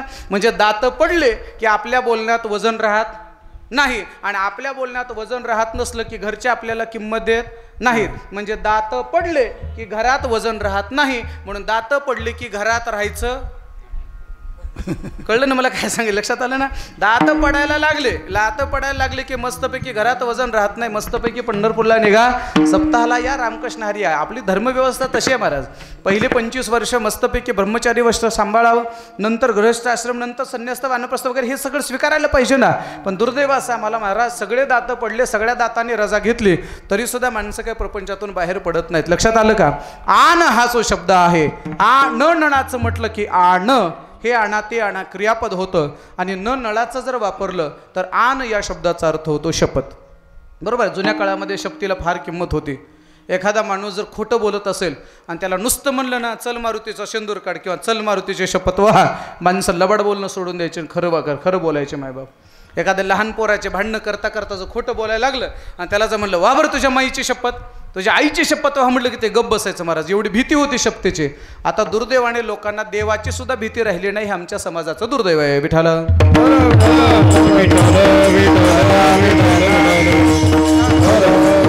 म्हणले देवा तुझी शपथ वाहून सांगतो. म्हणले तुझी शपथ का? तुझी शपथ वाहतो. आणखीन एका ठिकाणी महाराज म्हणले माझ्या जीवापेक्षाही तू आवडतो. तुझी आन वाही नगा देवराया बहु आवडसी जीवा, माझ्या जीवापेक्षाही तू आवडतो. तिथे एक आन हा शब्द आहे. आणि इथेही नामदेव महाराज म्हणतात बस तुझी आन वाहून सांगतो, आम्हाला तुझे चरण सोडायचे नाही.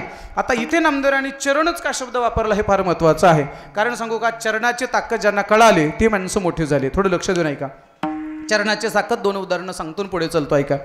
रामचंद्र प्रभू 14 वर्षाच्या वनवासाला निघाले. आपण रामायण ऐकणारी माणसं आहात. राजा दशरथाने रामाला 14 वर्षाच्या वनवासाचा आदेश दिला. आता एक वाक्य सांगतो तुम्हाला, ऐका. राजा दशरथाने रामाला 14 वर्षाच्या वनवासाला पाठवत असताना जर रामचंद्र प्रभू जर बापाच्या विरोधात कोर्टात गेले असते किंवा बापाला जर विरोध केला असता तर कोर्टाने किंवा त्या काळातल्या न्यायालयाने रामाच्या बाजूने निकाल दिला असता. का? त्या काळातला कायदा असा होता की राजाचा थोरला मुलगा किंवा मोठा मुलगा हा राजाचा अधिकारी. जर राम बापाच्या विरोधात कोर्टात गेला असता, ऐका फार सुंदर वाक्य आहे, राम जर बापाच्या विरोधात कोर्टात गेला असता तर कदाचित अयोध्येचा राजा झाला असता.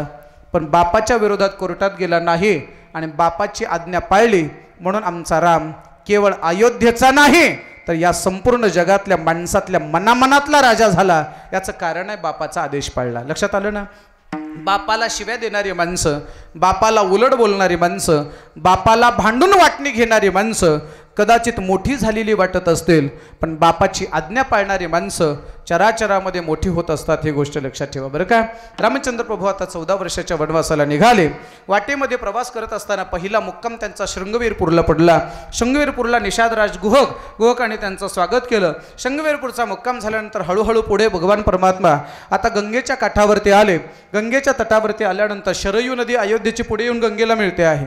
गंगेच्या काठावरती आल्यानंतर गंगेच्या ऐली तीरावरून पहिली तीरावरती जायचं होतं.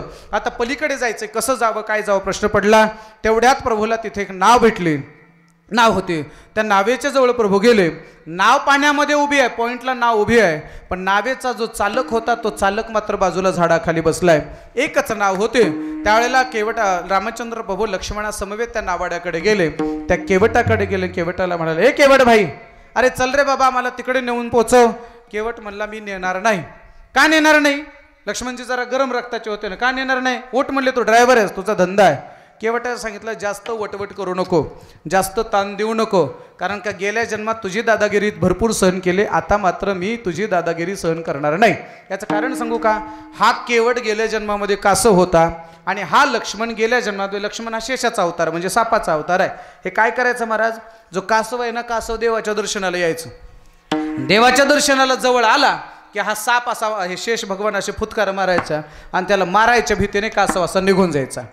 त्या कासवाने विचार केला, रडायला लागले देवाकडे. देवाला म्हणले, देवा, हे काय, हे नागोबा, हे साप काय मला तुमच्या जवळ येऊ देत नाही, मग काय करावं लागेल? देवाने सांगितलं, काळजी करू नको, पुढच्या जन्मामध्ये याला तुझ्या पाया पडावं लागतो, तू चिंता करू नको. म्हणून तेच कासव रामा अवतारामध्ये केवट झाला. आणि आता केवट लक्ष्मणाला म्हणाला, जरा शांत राहा, जरा जास्त वटवट करू नको, मी नावेचा मालक आहे, वाटलं तर मी नाव चालवेल, नाहीतर मी जाणार नाही. लक्ष्मणजी म्हणला, दुसरी नाव बघू. केवट म्हणला, जा, आज दुसरी नाव येणारच नाही. याचं कारण आहे, निषादराज गुहकाला केवटाने एकदा पाणी दिलं होतं जंगलामध्ये, आणि पाणी देत असताना गुहकाने विचारलं केवटाला, तुला काय पाहिजे ते सांग. केवटाने सांगितलं, मी आता तुला काही मागणार नाही, जेव्हा मला गरज पडेल तेव्हा मात्र मी मागणार आहे. आणि केवटाला आज कळलं होतं की अयोध्येचे 2 राजपुत्र, जगाचा मालक भगवान श्रीराम 14 वर्ष वनवासाच्या प्रवासाला जात आहेत, आणि जाता जाता आज गंगेच्या काठावर येणार आहेत, आणि गंगेच्या काठावर आल्यानंतर त्यांना नावेशिवाय पर्याय नाही. आणि मग तो केवट राजाकडे गेला आणि राजाला सांगितलं, राजा, मी तुम्हाला पाणी दिलं होतं त्यावेळेला तुम्ही सांगितलं होतं काय मागायचं ते माग, तेव्हा मी तुम्हाला काही मागितलं नव्हतं, पण आता मला मागायची गरज आहे. कोणती? काय गरज आहे तुझी सांग. काय नाही म्हणजे साधी गरज आहे, उद्या दिवसभरामध्ये माझी नाव जिथं असेल तिथं गावातली दुसरी एकही नाव पॉइंटला येऊ द्यायची नाही. मग हप्ते दिले तरी सुद्धा नाव येऊ द्यायची नाही, हप्ते असले तरी बंद करायचे, एक दिवस एकही नाव पॉइंटला येणार नाही. राजाने मान्य करावं लागलं. त्या दिवशी केवळ एका केवटाचे नाव त्या नावेमध्ये, त्या पाण्यामध्ये होते. लक्ष्मणजी म्हणला, रामा, सोडून द्या याला, म्हणले दुसरी नाव बघू. केवटजी म्हणले, जा, तुला दुसरी नाव भेटणारच नाही. फार सुंदर संवाद आहे रामायणामध्ये. आता लक्ष देऊ नाही का? शेवटी रामचंद्र प्रभू लक्ष्मणाला सांगितलं, थोडं जरा तो शांत राहा, काय इच्छा रे केवटा तुझी, सांग ना. केवटाने उत्तर दिलं प्रभूला, नाना साधनाच्या केल्या खटपटा, पर्यत्यानं पवते त्याच्या दारवंडाओ.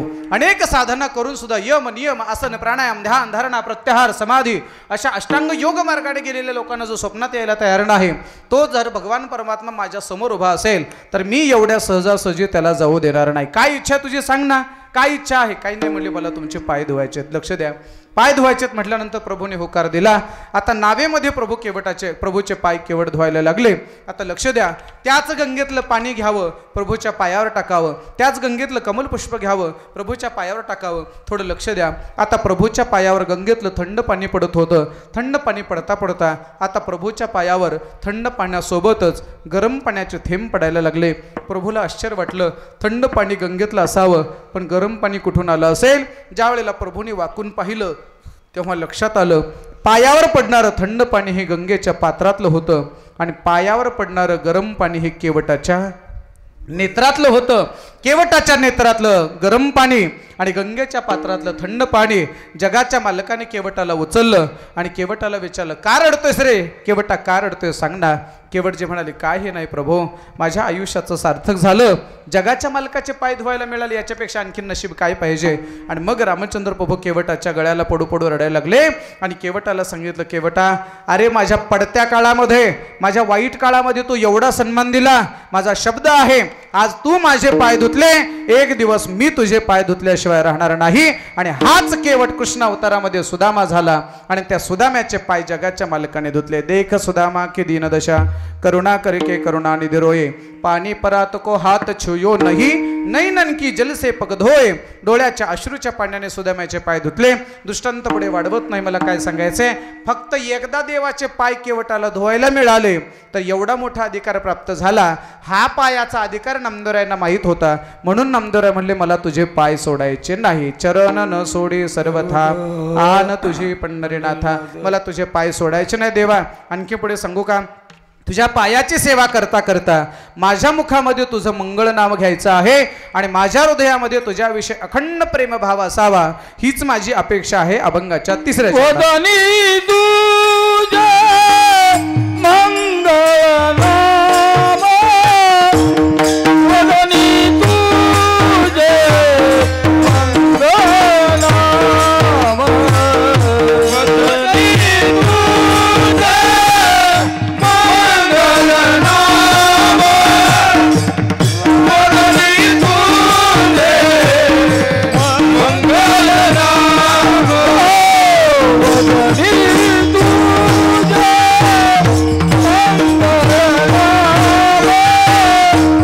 वदनी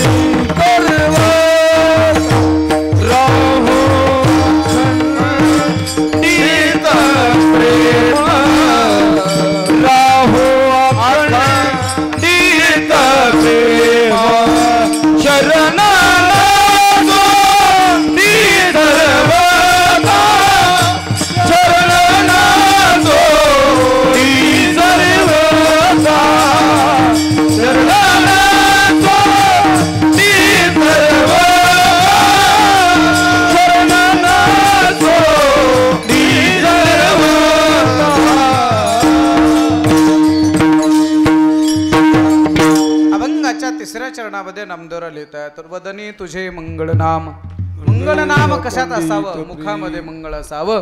मंगल नाम भगवंताचं मुखामध्ये असावं. आणखीन काय असावं? हृदय अखंडित प्रेम, देवाविषयी प्रेम असलं पाहिजे. मायबाप खरं सांगू का, सध्याच्या काळामध्ये परमार्थ भरपूर वाढला, पण प्रेम मात्र परमार्थातलं कमी झालं. परमार्थातलं प्रेम कमी झालं. सध्या फक्त व्यवहार आला, व्यवहाराला पैसा वाढला, पण परमार्थातलं प्रेम कमी झालं. मायबाप लक्षात ठेवा.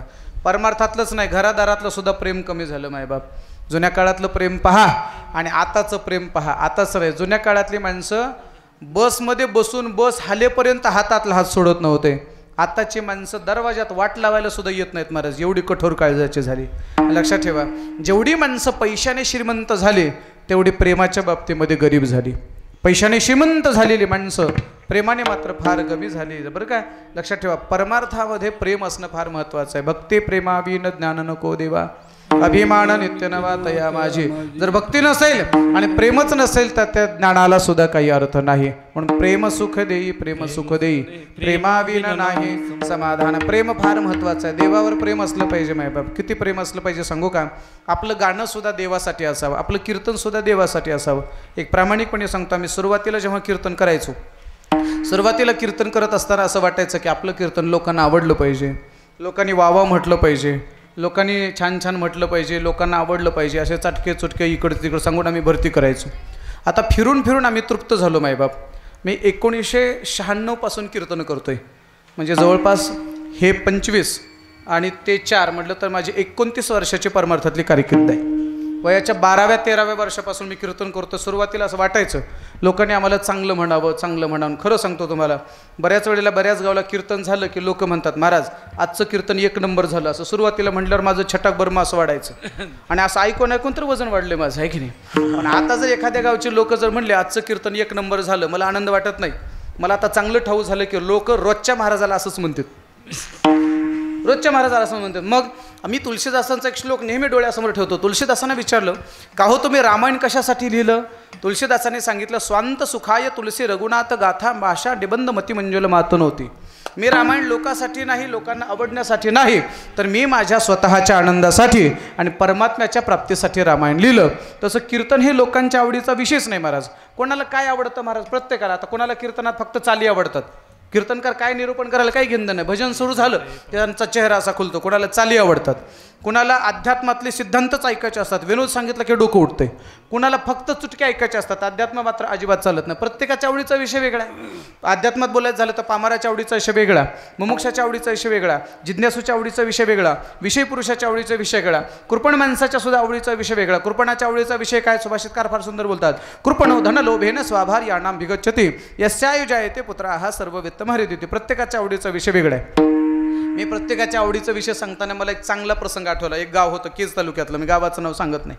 मी लहान लहान पोरं पुढे होते आणि मला हा विषय सांगायचा होता की प्रत्येकाच्या आवडीचा विषय वेगळा आहे. मला हे पामराच्या आवडीपासून ते पार देवाच्या आवड आणि संतांच्या आवडीपर्यंत मला यायचं होतं. मी सहज बसलेल्या लेकरांना प्रश्न विचारला. 2-4 लेकरं पुढे होते. म्हणलं बाळांनो सांगा रे, प्रत्येकाच्या आवडीचा विषय वेगवेगळा आहे. कसं आहे असते सांगतो तुम्हाला. आता हे लहान लेकरं, बाळा तुला कशाची भाजी आवडते रे? हां मोठ्यानं बोल ना. पनीर. हां हे जरा चांगल्या घरचं दिसतंय महाराज आहे का रे. चला पनीरची भाजी आवडते. बरं झालं आहे की रे. हे बसलेले समोरचे, तुला कशाची भाजी आवडते रे? हां वांग्याची. ती आपली आपली आपली मोनाळची दिसते जरा आपल्यासारखी गरीब दिसते. हां तुला रे, तुला कशाची भाजी आवडते? हां बटाट्याची. तुझ्या मागची तिला बटाट्याची का? बरं ते उभा आहे तुला कशाची भाजी आवडते रे? बटाट्याचीच का? बरं बाळा तुला रे? हां शेपूची. मला वाटते तुमचं गाव बऱ्यापैकी माळकरी आहे. कळलं का नाही तुम्हाला? मी एका गावात सहज लेकराला विचारलं, 2-4 लेकरं पुढे होते. याला विचारलं कशाची भाजी आवडते? ते म्हणलं बटाट्याची. एक जण म्हणलं ना महाराज आवडीचा विषय वेगळा आहे. चला मायबाप म्हणजे झाला इथं विचारल्यानंतर मला हे सगळे जरा शेपूचं बटाट्याचं पनीरचं म्हणलं जरा बरं वाटलं. फक्त ह्याच्यात बदल होऊ देऊ नका म्हणजे झालं. कळलं ना? जसं प्रत्येकाच्या खाण्याच्या आवडी वेगवेगळ्या आहेत तसं श्रोत्यांच्या सुद्धा आवडी वेगवेगळ्या आहेत. कोणाला भजन आवडतं, कोणाला सिद्धांत आवडतो, कोणाला दृष्टांत आवडतं, कोणाला ज्ञानेश्वरी आवडते, कोणाची गाथा आवडते. मग एवढ्या लोकांचं समाधान आम्ही करणं कसं शक्य आहे? मग आम्ही कीर्तन करता करता आता या निर्णयापर्यंत आलो, लोकांच्या आवडीचं कीर्तन करण्यापेक्षा देवाच्या आवडीचं कीर्तन करणं हाच आपला धर्म आहे. लोकांच्या आवडीचं काय घेऊन बसतं मायबा? लोकांच्या आवडीचा विषय नाही. फक्त देवाला चांगलं म्हणावं, देवाने आपल्याला स्वीकारावं, यापेक्षा दुसरं काही नाही. आणि पुन्हा एक गोष्ट सांगतो महाराज, संसारातले सगळे नाते फिके आहेत, संसारातले सगळे नाते स्वार्थाचे आहेत. फक्त परमार्थातलं देवाचं एकच नातं परार्थी आहे. तिथे कुठलाच स्वार्थ नाही. सगळा स्वार्थ आहे महाराज प्रपंचामध्ये. बघा तुम्ही दरवर्षी बहिणीला जर साडी चोळी केली, तिच्या लेकराला कपडे लत्ते केले, दिवाळीला बोलवून वगैरे व्यवस्थित केली, तर ती बहीण म्हणते वाह माझा दादा माझा दादा माझा दादा. आणि 2-4 वर्ष बहिणीला आणू नका, बरं आणू नका 2-4 वर्ष बहिणीला. आणि तिला आम्ही म्हणा कसं काय तुमचा दादा? जळू द्या ना. कशाचा दादा आणि कशाचा काय? मी माझ्या पदरचं बोलत नाही. जवरी भरवा चाले धंदा तव बरी बहीण म्हणे दादा दादा. आता सांगतो तुम्हाला, पगार झाली माझं सांगतो, पगार झाल्याबरोबर मी बायकोच्या हातात पगार देतो. इमानदारीनं खरं बोलणारा माणूस आहे. आणि मी बायकोच्या हातात पगार देतो, आलेली पाकिटं सुद्धा तिच्याच हातात देतो. आणि सगळं दिल्यानंतर ती लगेच मला गेल्याबरोबर म्हणते पाणी देऊ का, चहा देऊ का, थकला असाल पाय दाबू का, हात दाबू का, डोकं दाबू का, नरड नाही असं नाही म्हणत आहे. कशासाठी सांगतो ऐका. मी पगार जर बायकोच्या हातात दिला तर ती वावा म्हणते. समजा जर पगारच नाही दिला, पाकिटच नाही दिलं आणि बायकोला जर म्हणलं पाणी दे, ती म्हणती उठून घे. ठरलं ना महाराज? हे ठरलेलं आहे, लक्षात ठेवा. सगळी व्यवहारातली, परमार्थातली, प्रपंचातली सगळी नाते स्वार्थ आहेत. सगळे स्वार्थाचे नाते आहेत. फक्त निस्वार्थ प्रेम करणारा एकच व्यक्ती या जगामध्ये आहे, तो म्हणजे माझा भगवान परमात्मा. परमात्म्यासारखं प्रेम दुसऱ्या जगात कुणीच करत नाही मायबाप. एक गोष्ट सांगतो तुम्हाला, किती प्रेम करतो सांगू. मी पंढरपूरच्या मंदिराच्या दर्शनाच्या रांगेत होतो. थोडं लक्ष देऊन ऐका. दर्शनाच्या रांगेत असताना माझ्या बाजूला एक 2 डोळ्याने अंध असणारा माणूस होता. 2 डोळ्याने आंधळा माणूस होता. मी त्यांना विचारलं बाबा किती वेळ झालं तुम्ही रांगेत लागलात? म्हणलं 3.5 तास झालं. 3.5 तासापासून रांगेत आहे? आता तुम्ही गरुड खांबाच्या जवळ आलात. आता झाले 5-7 मिनिटांमध्ये तुम्ही गाभाऱ्यात जाणार आहात आणि पांडुरंगाचं दर्शन तुम्हाला होणार आहे. पण माझ्या लक्षात आले हा माणूस दोन्ही डोळ्याने आंधळा आहे. मला राहवलं नाही थोडंसं. म्हणलं बाबा विचारू का तुम्हाला, क्षमा मागून विचारू का? ते म्हणलं विचारा ना, विचारा, काही हरकत नाही. मी त्यांना विचारलं मला असं वाटतं की तुम्हाला दोन्ही डोळ्याने दिसत नाही, हे खरं आहे का? ते म्हणलं हो महाराज, मी जन्मजात अंध आहे, जन्मापासून मला दोन्ही डोळ्याने दिसत नाही. मला राहवलं नाही. मी त्यांना म्हटलं का हो बाबा, तुम्ही 2-3-3.5 तासापासून दर्शनाच्या रांगेमध्ये आहात. आता तुम्ही मंदिरात गेल्यानंतर तुम्हाला देवच दिसणार नाही, तर तुम्ही रांगेत कशासाठी आलात? सहज प्रश्न विचारला. त्या माणसाने दिलेलं उत्तर फार महत्त्वाचं. ते काय म्हटलं माहिती आहे का? महाराज मला देव नका दिसू द्या हो, मला देव दिसणार नाही मला माहीत आहे, पण माझा देव तरी मला डोळे भरून पाहिल ना. आणि मला माहीत आहे माझ्या देवाने माझ्याकडे डोळे भरून पाहिलं की माझ्या आयुष्याचं सार्थक झालं. अरे डोळे असणाऱ्यावर प्रेम करेल यात नवलाची गोष्ट नाही, डोळे नसणाऱ्यावर सुद्धा प्रेम करतो. आंधळ्या पांगळ्याचा एक विठोबा दाता, आंधळ्या पांगळ्याचा एक विठोबा दाता, सर्वला विश्वतोची सर्व होय जाणता.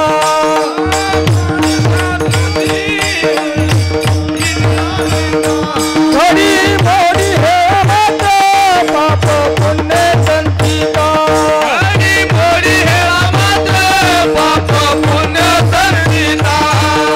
दुःख कोण वारी तुझं वाचून चिंता, दुःख कोण वारी तुझं वाचून चिंता, धर्म गदा तुझा पोटी तू पाळू राजा, धर्म गदा तुझा पोटी तू पाळू राजा, धर्म गदा तुझा पोटी पाळू राजा, धर्म गदा तुझा पोटी पाळू राजा.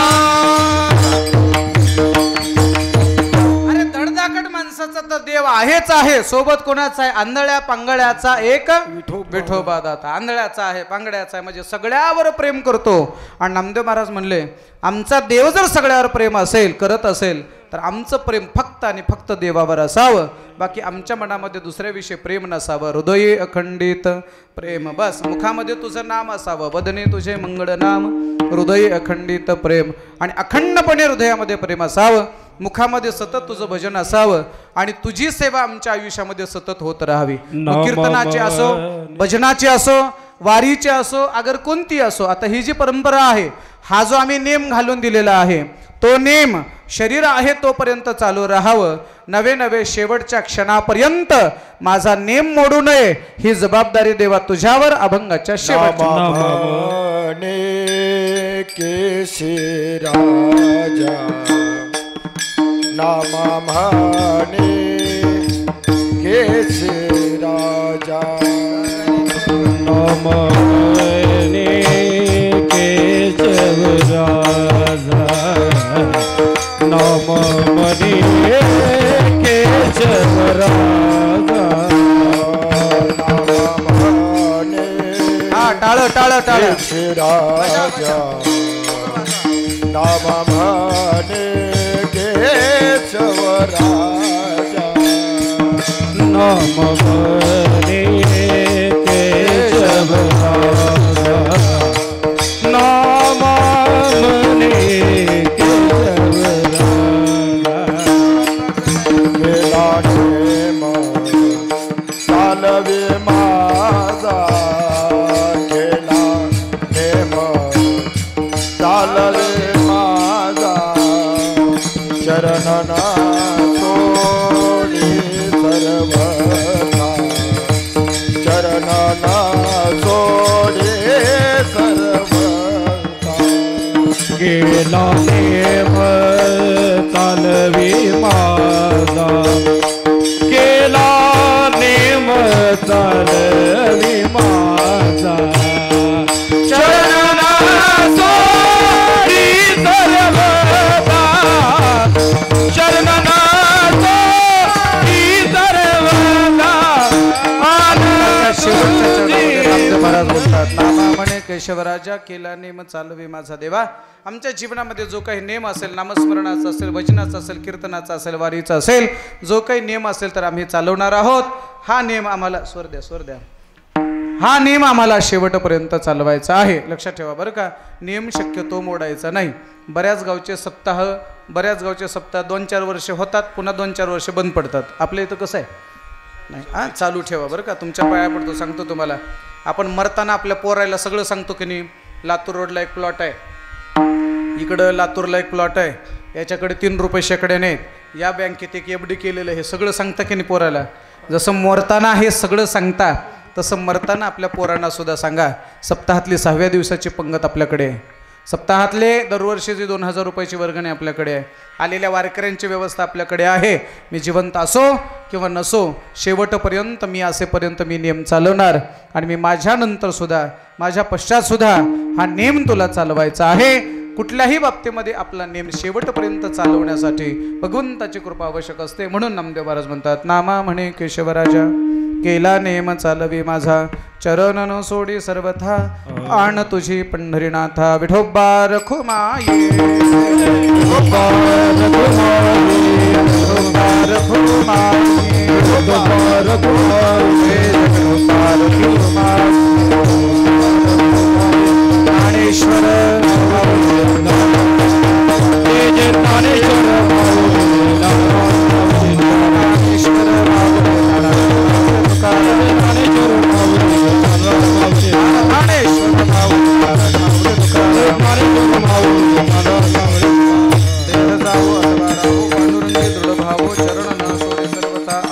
पंढरीनाथा. वदने तुझे मंगळ नाम, हृदय खंडित प्रेम. नामा म्हणे केशवराजा केला नेम चालवी माझा, चरण न सोडी सर्वथा आण तुझी पंढरीनाथा. धावत्या वेगामध्ये या अभंगाचा जसा जमेल तसा भावार्थ मी माझ्या अल्पबुद्धीने मांडण्याचा प्रयत्न केला आहे. योग्य असेल ते माझ्या श्रीगुरूंचं असेल, अयोग्य असेल ते माझ्या वाणीचं असेल. याच ठिकाणी झालेली सेवा भगवंत चरणी समर्पित करत असताना आज माझ्या सेवेला अतिशय सुंदर सर्व टाळकऱ्यांनी गायनाची साथ दिली. बसलेल्या मंडळींना माझा प्रश्न आहे, या टाळकऱ्याने जे गायन केलं ते तुम्हाला आवडलं का नाही? नाही आवडलं असेल तर मनातून एकदा टाळ्या वाजवा. सगळ्या गायकासाठी वाजवा.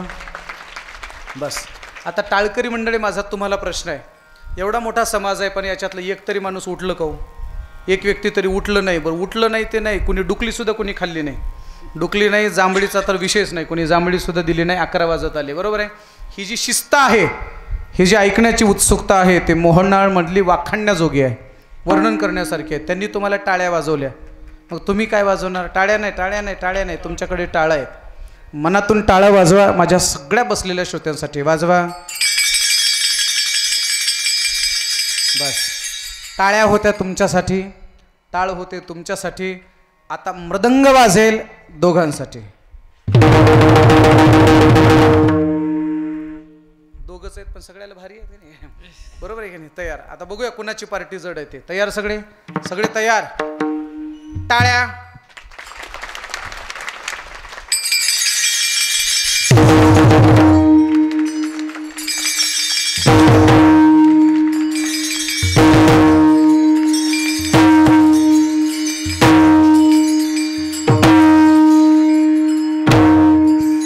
हे झालं एकमेकासाठी. आता सगळ्यांनी मिळून एकदा वाजवा. कोणासाठी ते नंतर सांगतो.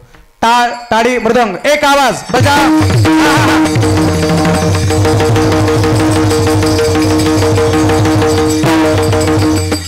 हे कोणासाठी सांगू का? पंक्तीला जीवन घरी झोपी गेले त्यांच्यासाठी. हाय जय जयकार आहे की नाही? गावातलं पंक्तीला जेवायचं आणि कीर्तन सुरू झालं की घरी कूलर लावून झोपायचं, त्यांच्यासाठी हाय जय जयकार. याच्यापेक्षा आणखीन मोठ्याने जय जयकार करायचा आहे. कोणासाठी ते नंतर सांगतो. कोणासाठी? आणखीन एकदा मोठा आवाज. चलो बजाव. हा हा हा.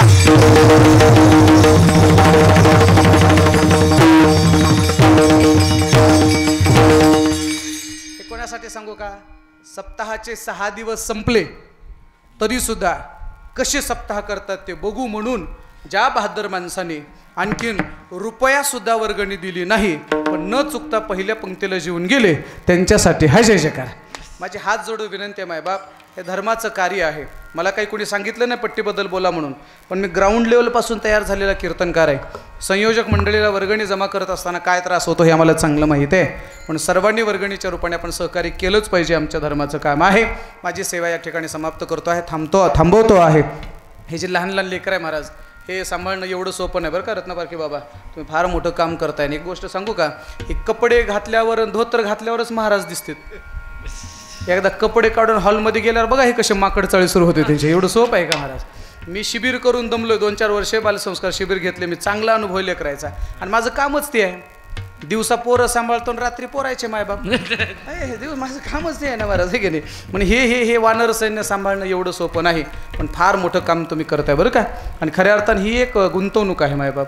भविष्यामध्ये गावागावातला संप्रदाय जिवंत ठेवण्याचं काम हे तरुण मंडळी करणार आहे. असं वाटेल या लेकरांच्या जवळ जावं, या लेकरांच्या जवळ जावं आणि असं फटात नाही द्यायची, मार खायचा नाही त्यांना.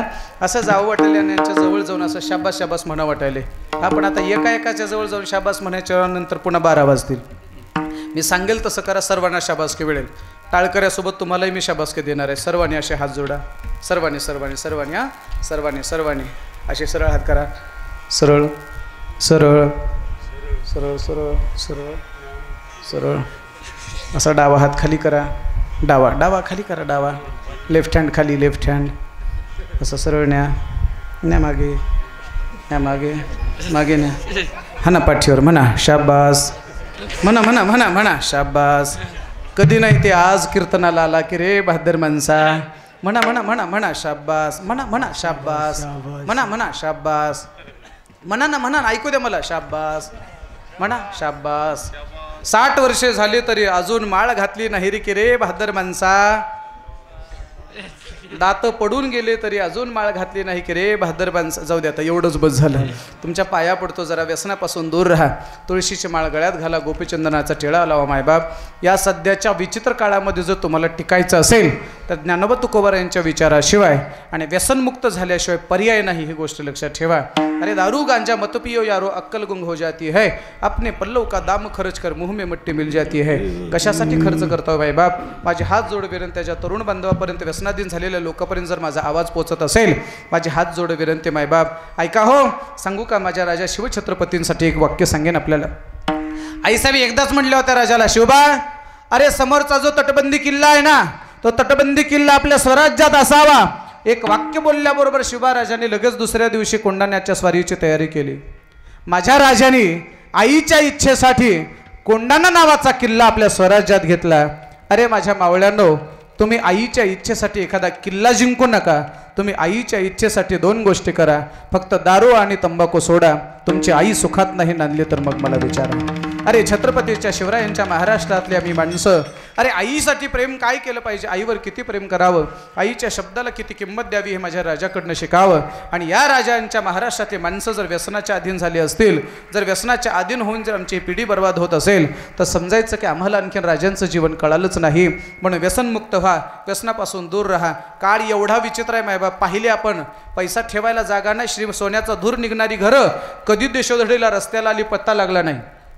आणि ज्या घरात खायला भाकर मिळत नव्हते, त्या घरातली माणसं सगळे गुण्यागोविंदाने राहायला लागले. याचं कारण एकच आहे, धर्मानुसार वागणारी माणसं सामान्य होती, ती मोठी झाली.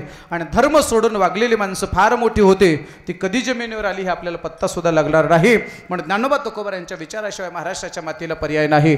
या गोष्टीचे जाण ठेवा. याच ठिकाणी थांबतो. आपल्या सर्वांची रजा घेताना आणखीन माझ्याकडे फक्त माझे 3 मिनिट शिल्लक आहे. काळजी करू नका, मी 3 मिनिटसुद्धा तुम्हाला सोडणार नाही. घेणार आहे मी 3 मिनिट. जाता जाता मी आत्तापर्यंत काही लोकांना कधी काही मागत नव्हतो बरं का. कधीच कीर्तन झाल्यावर कोणाला काय पावत्या फाडा वगैरे काही वर्गणी वगैरे काही मागत नाही. पण मी आता थोडं थोडं मागायला सुरू केले. आता मी मागायला सुरू केले. मोहनाळ हे माझ्या प्रेमाचं गाव आहे. कारभारी असतील किंवा सगळी मंडळी बरं का, पांचाळ महाराज ही सगळी माणसं, हे जाधव साहेब हे सगळे बरं का, तुम्ही सगळी माझी हक्काची माणसं आहेत. बरोबर आहे. आता हक्काचे असल्यामुळं मी तुम्हाला मागणार आहे. आणि जे मी मागेल ते तुम्हाला टेन्शन आलं का? हो तरी म्हणा, देणार आहे म्हणा. हा की मी मागणार आणि मी मागेल ते तुम्ही नक्की देणार ना? देणार ना? नक्की देणार? नक्की. चला, पैसे मागणार नाही, काळजी करू नका, लोड घेऊच नका. सोनं नाणं तर अजिबात मागणार नाही. मला माहिती आहे चांगलं लाखाकडे गेले, त्याच्यामुळे तुम्ही काय देणार नाही, सोनं नाणं मागणार नाही, पैसा मागणार नाही, फक्त साधी गोष्ट मी मागणार आहे आणि जी मी मागेल ते तुम्ही देणार आहे. सर्वांनी असे हात जोडा आणि मी जे मागेल ते मला देण्याचा प्रयत्न करा. फक्त एक प्रार्थना मला तुमच्याकडनं घ्यायची. म्हणा माझ्या मागे, हे भगवंता, हे पांडुरंगा, तुम्ही आम्हाला 24 तासाचे म्हणा अनेक दिवस दिले. या अनेक दिवसातील 24 तासापैकी दररोजचे कमीत कमी 24 मिनिट तरी मी तुमच्या सेवेसाठी देणार म्हणजे देणारच. जर मी तुमच्या सेवेला दररोजचे 24 मिनिट नाही दिले तर तुम्ही फक्त माझ्यासाठी 24 सेकंद हवा बंद करा.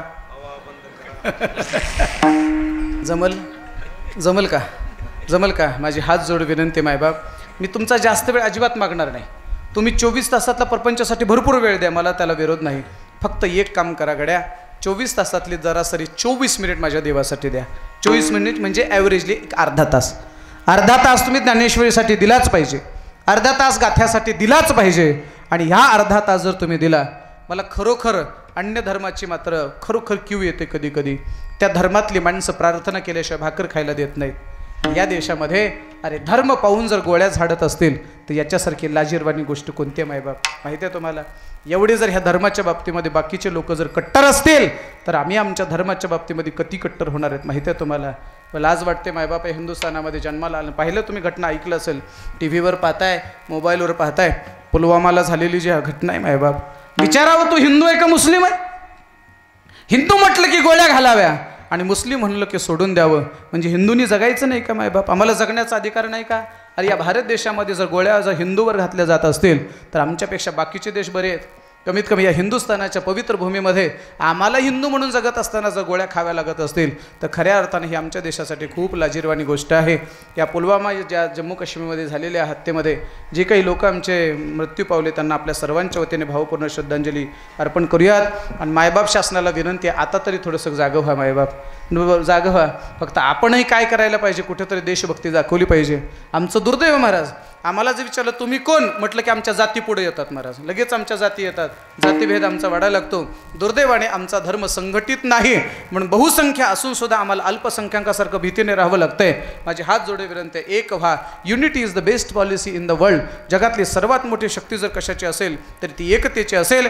जातीभेदाच्या नावाखाली दुभंगलेल्या समाजाला एकत्रित करणं आणि एक संघ म्हणून प्रत्येकाच्या मुखातून गर्व से कहो हम हिंदू है हे वाक्य जोपर्यंत प्रत्येकाच्या मुखातून निघणार नाही तोपर्यंत या देशातला हिंदू सुरक्षित राहणार नाही.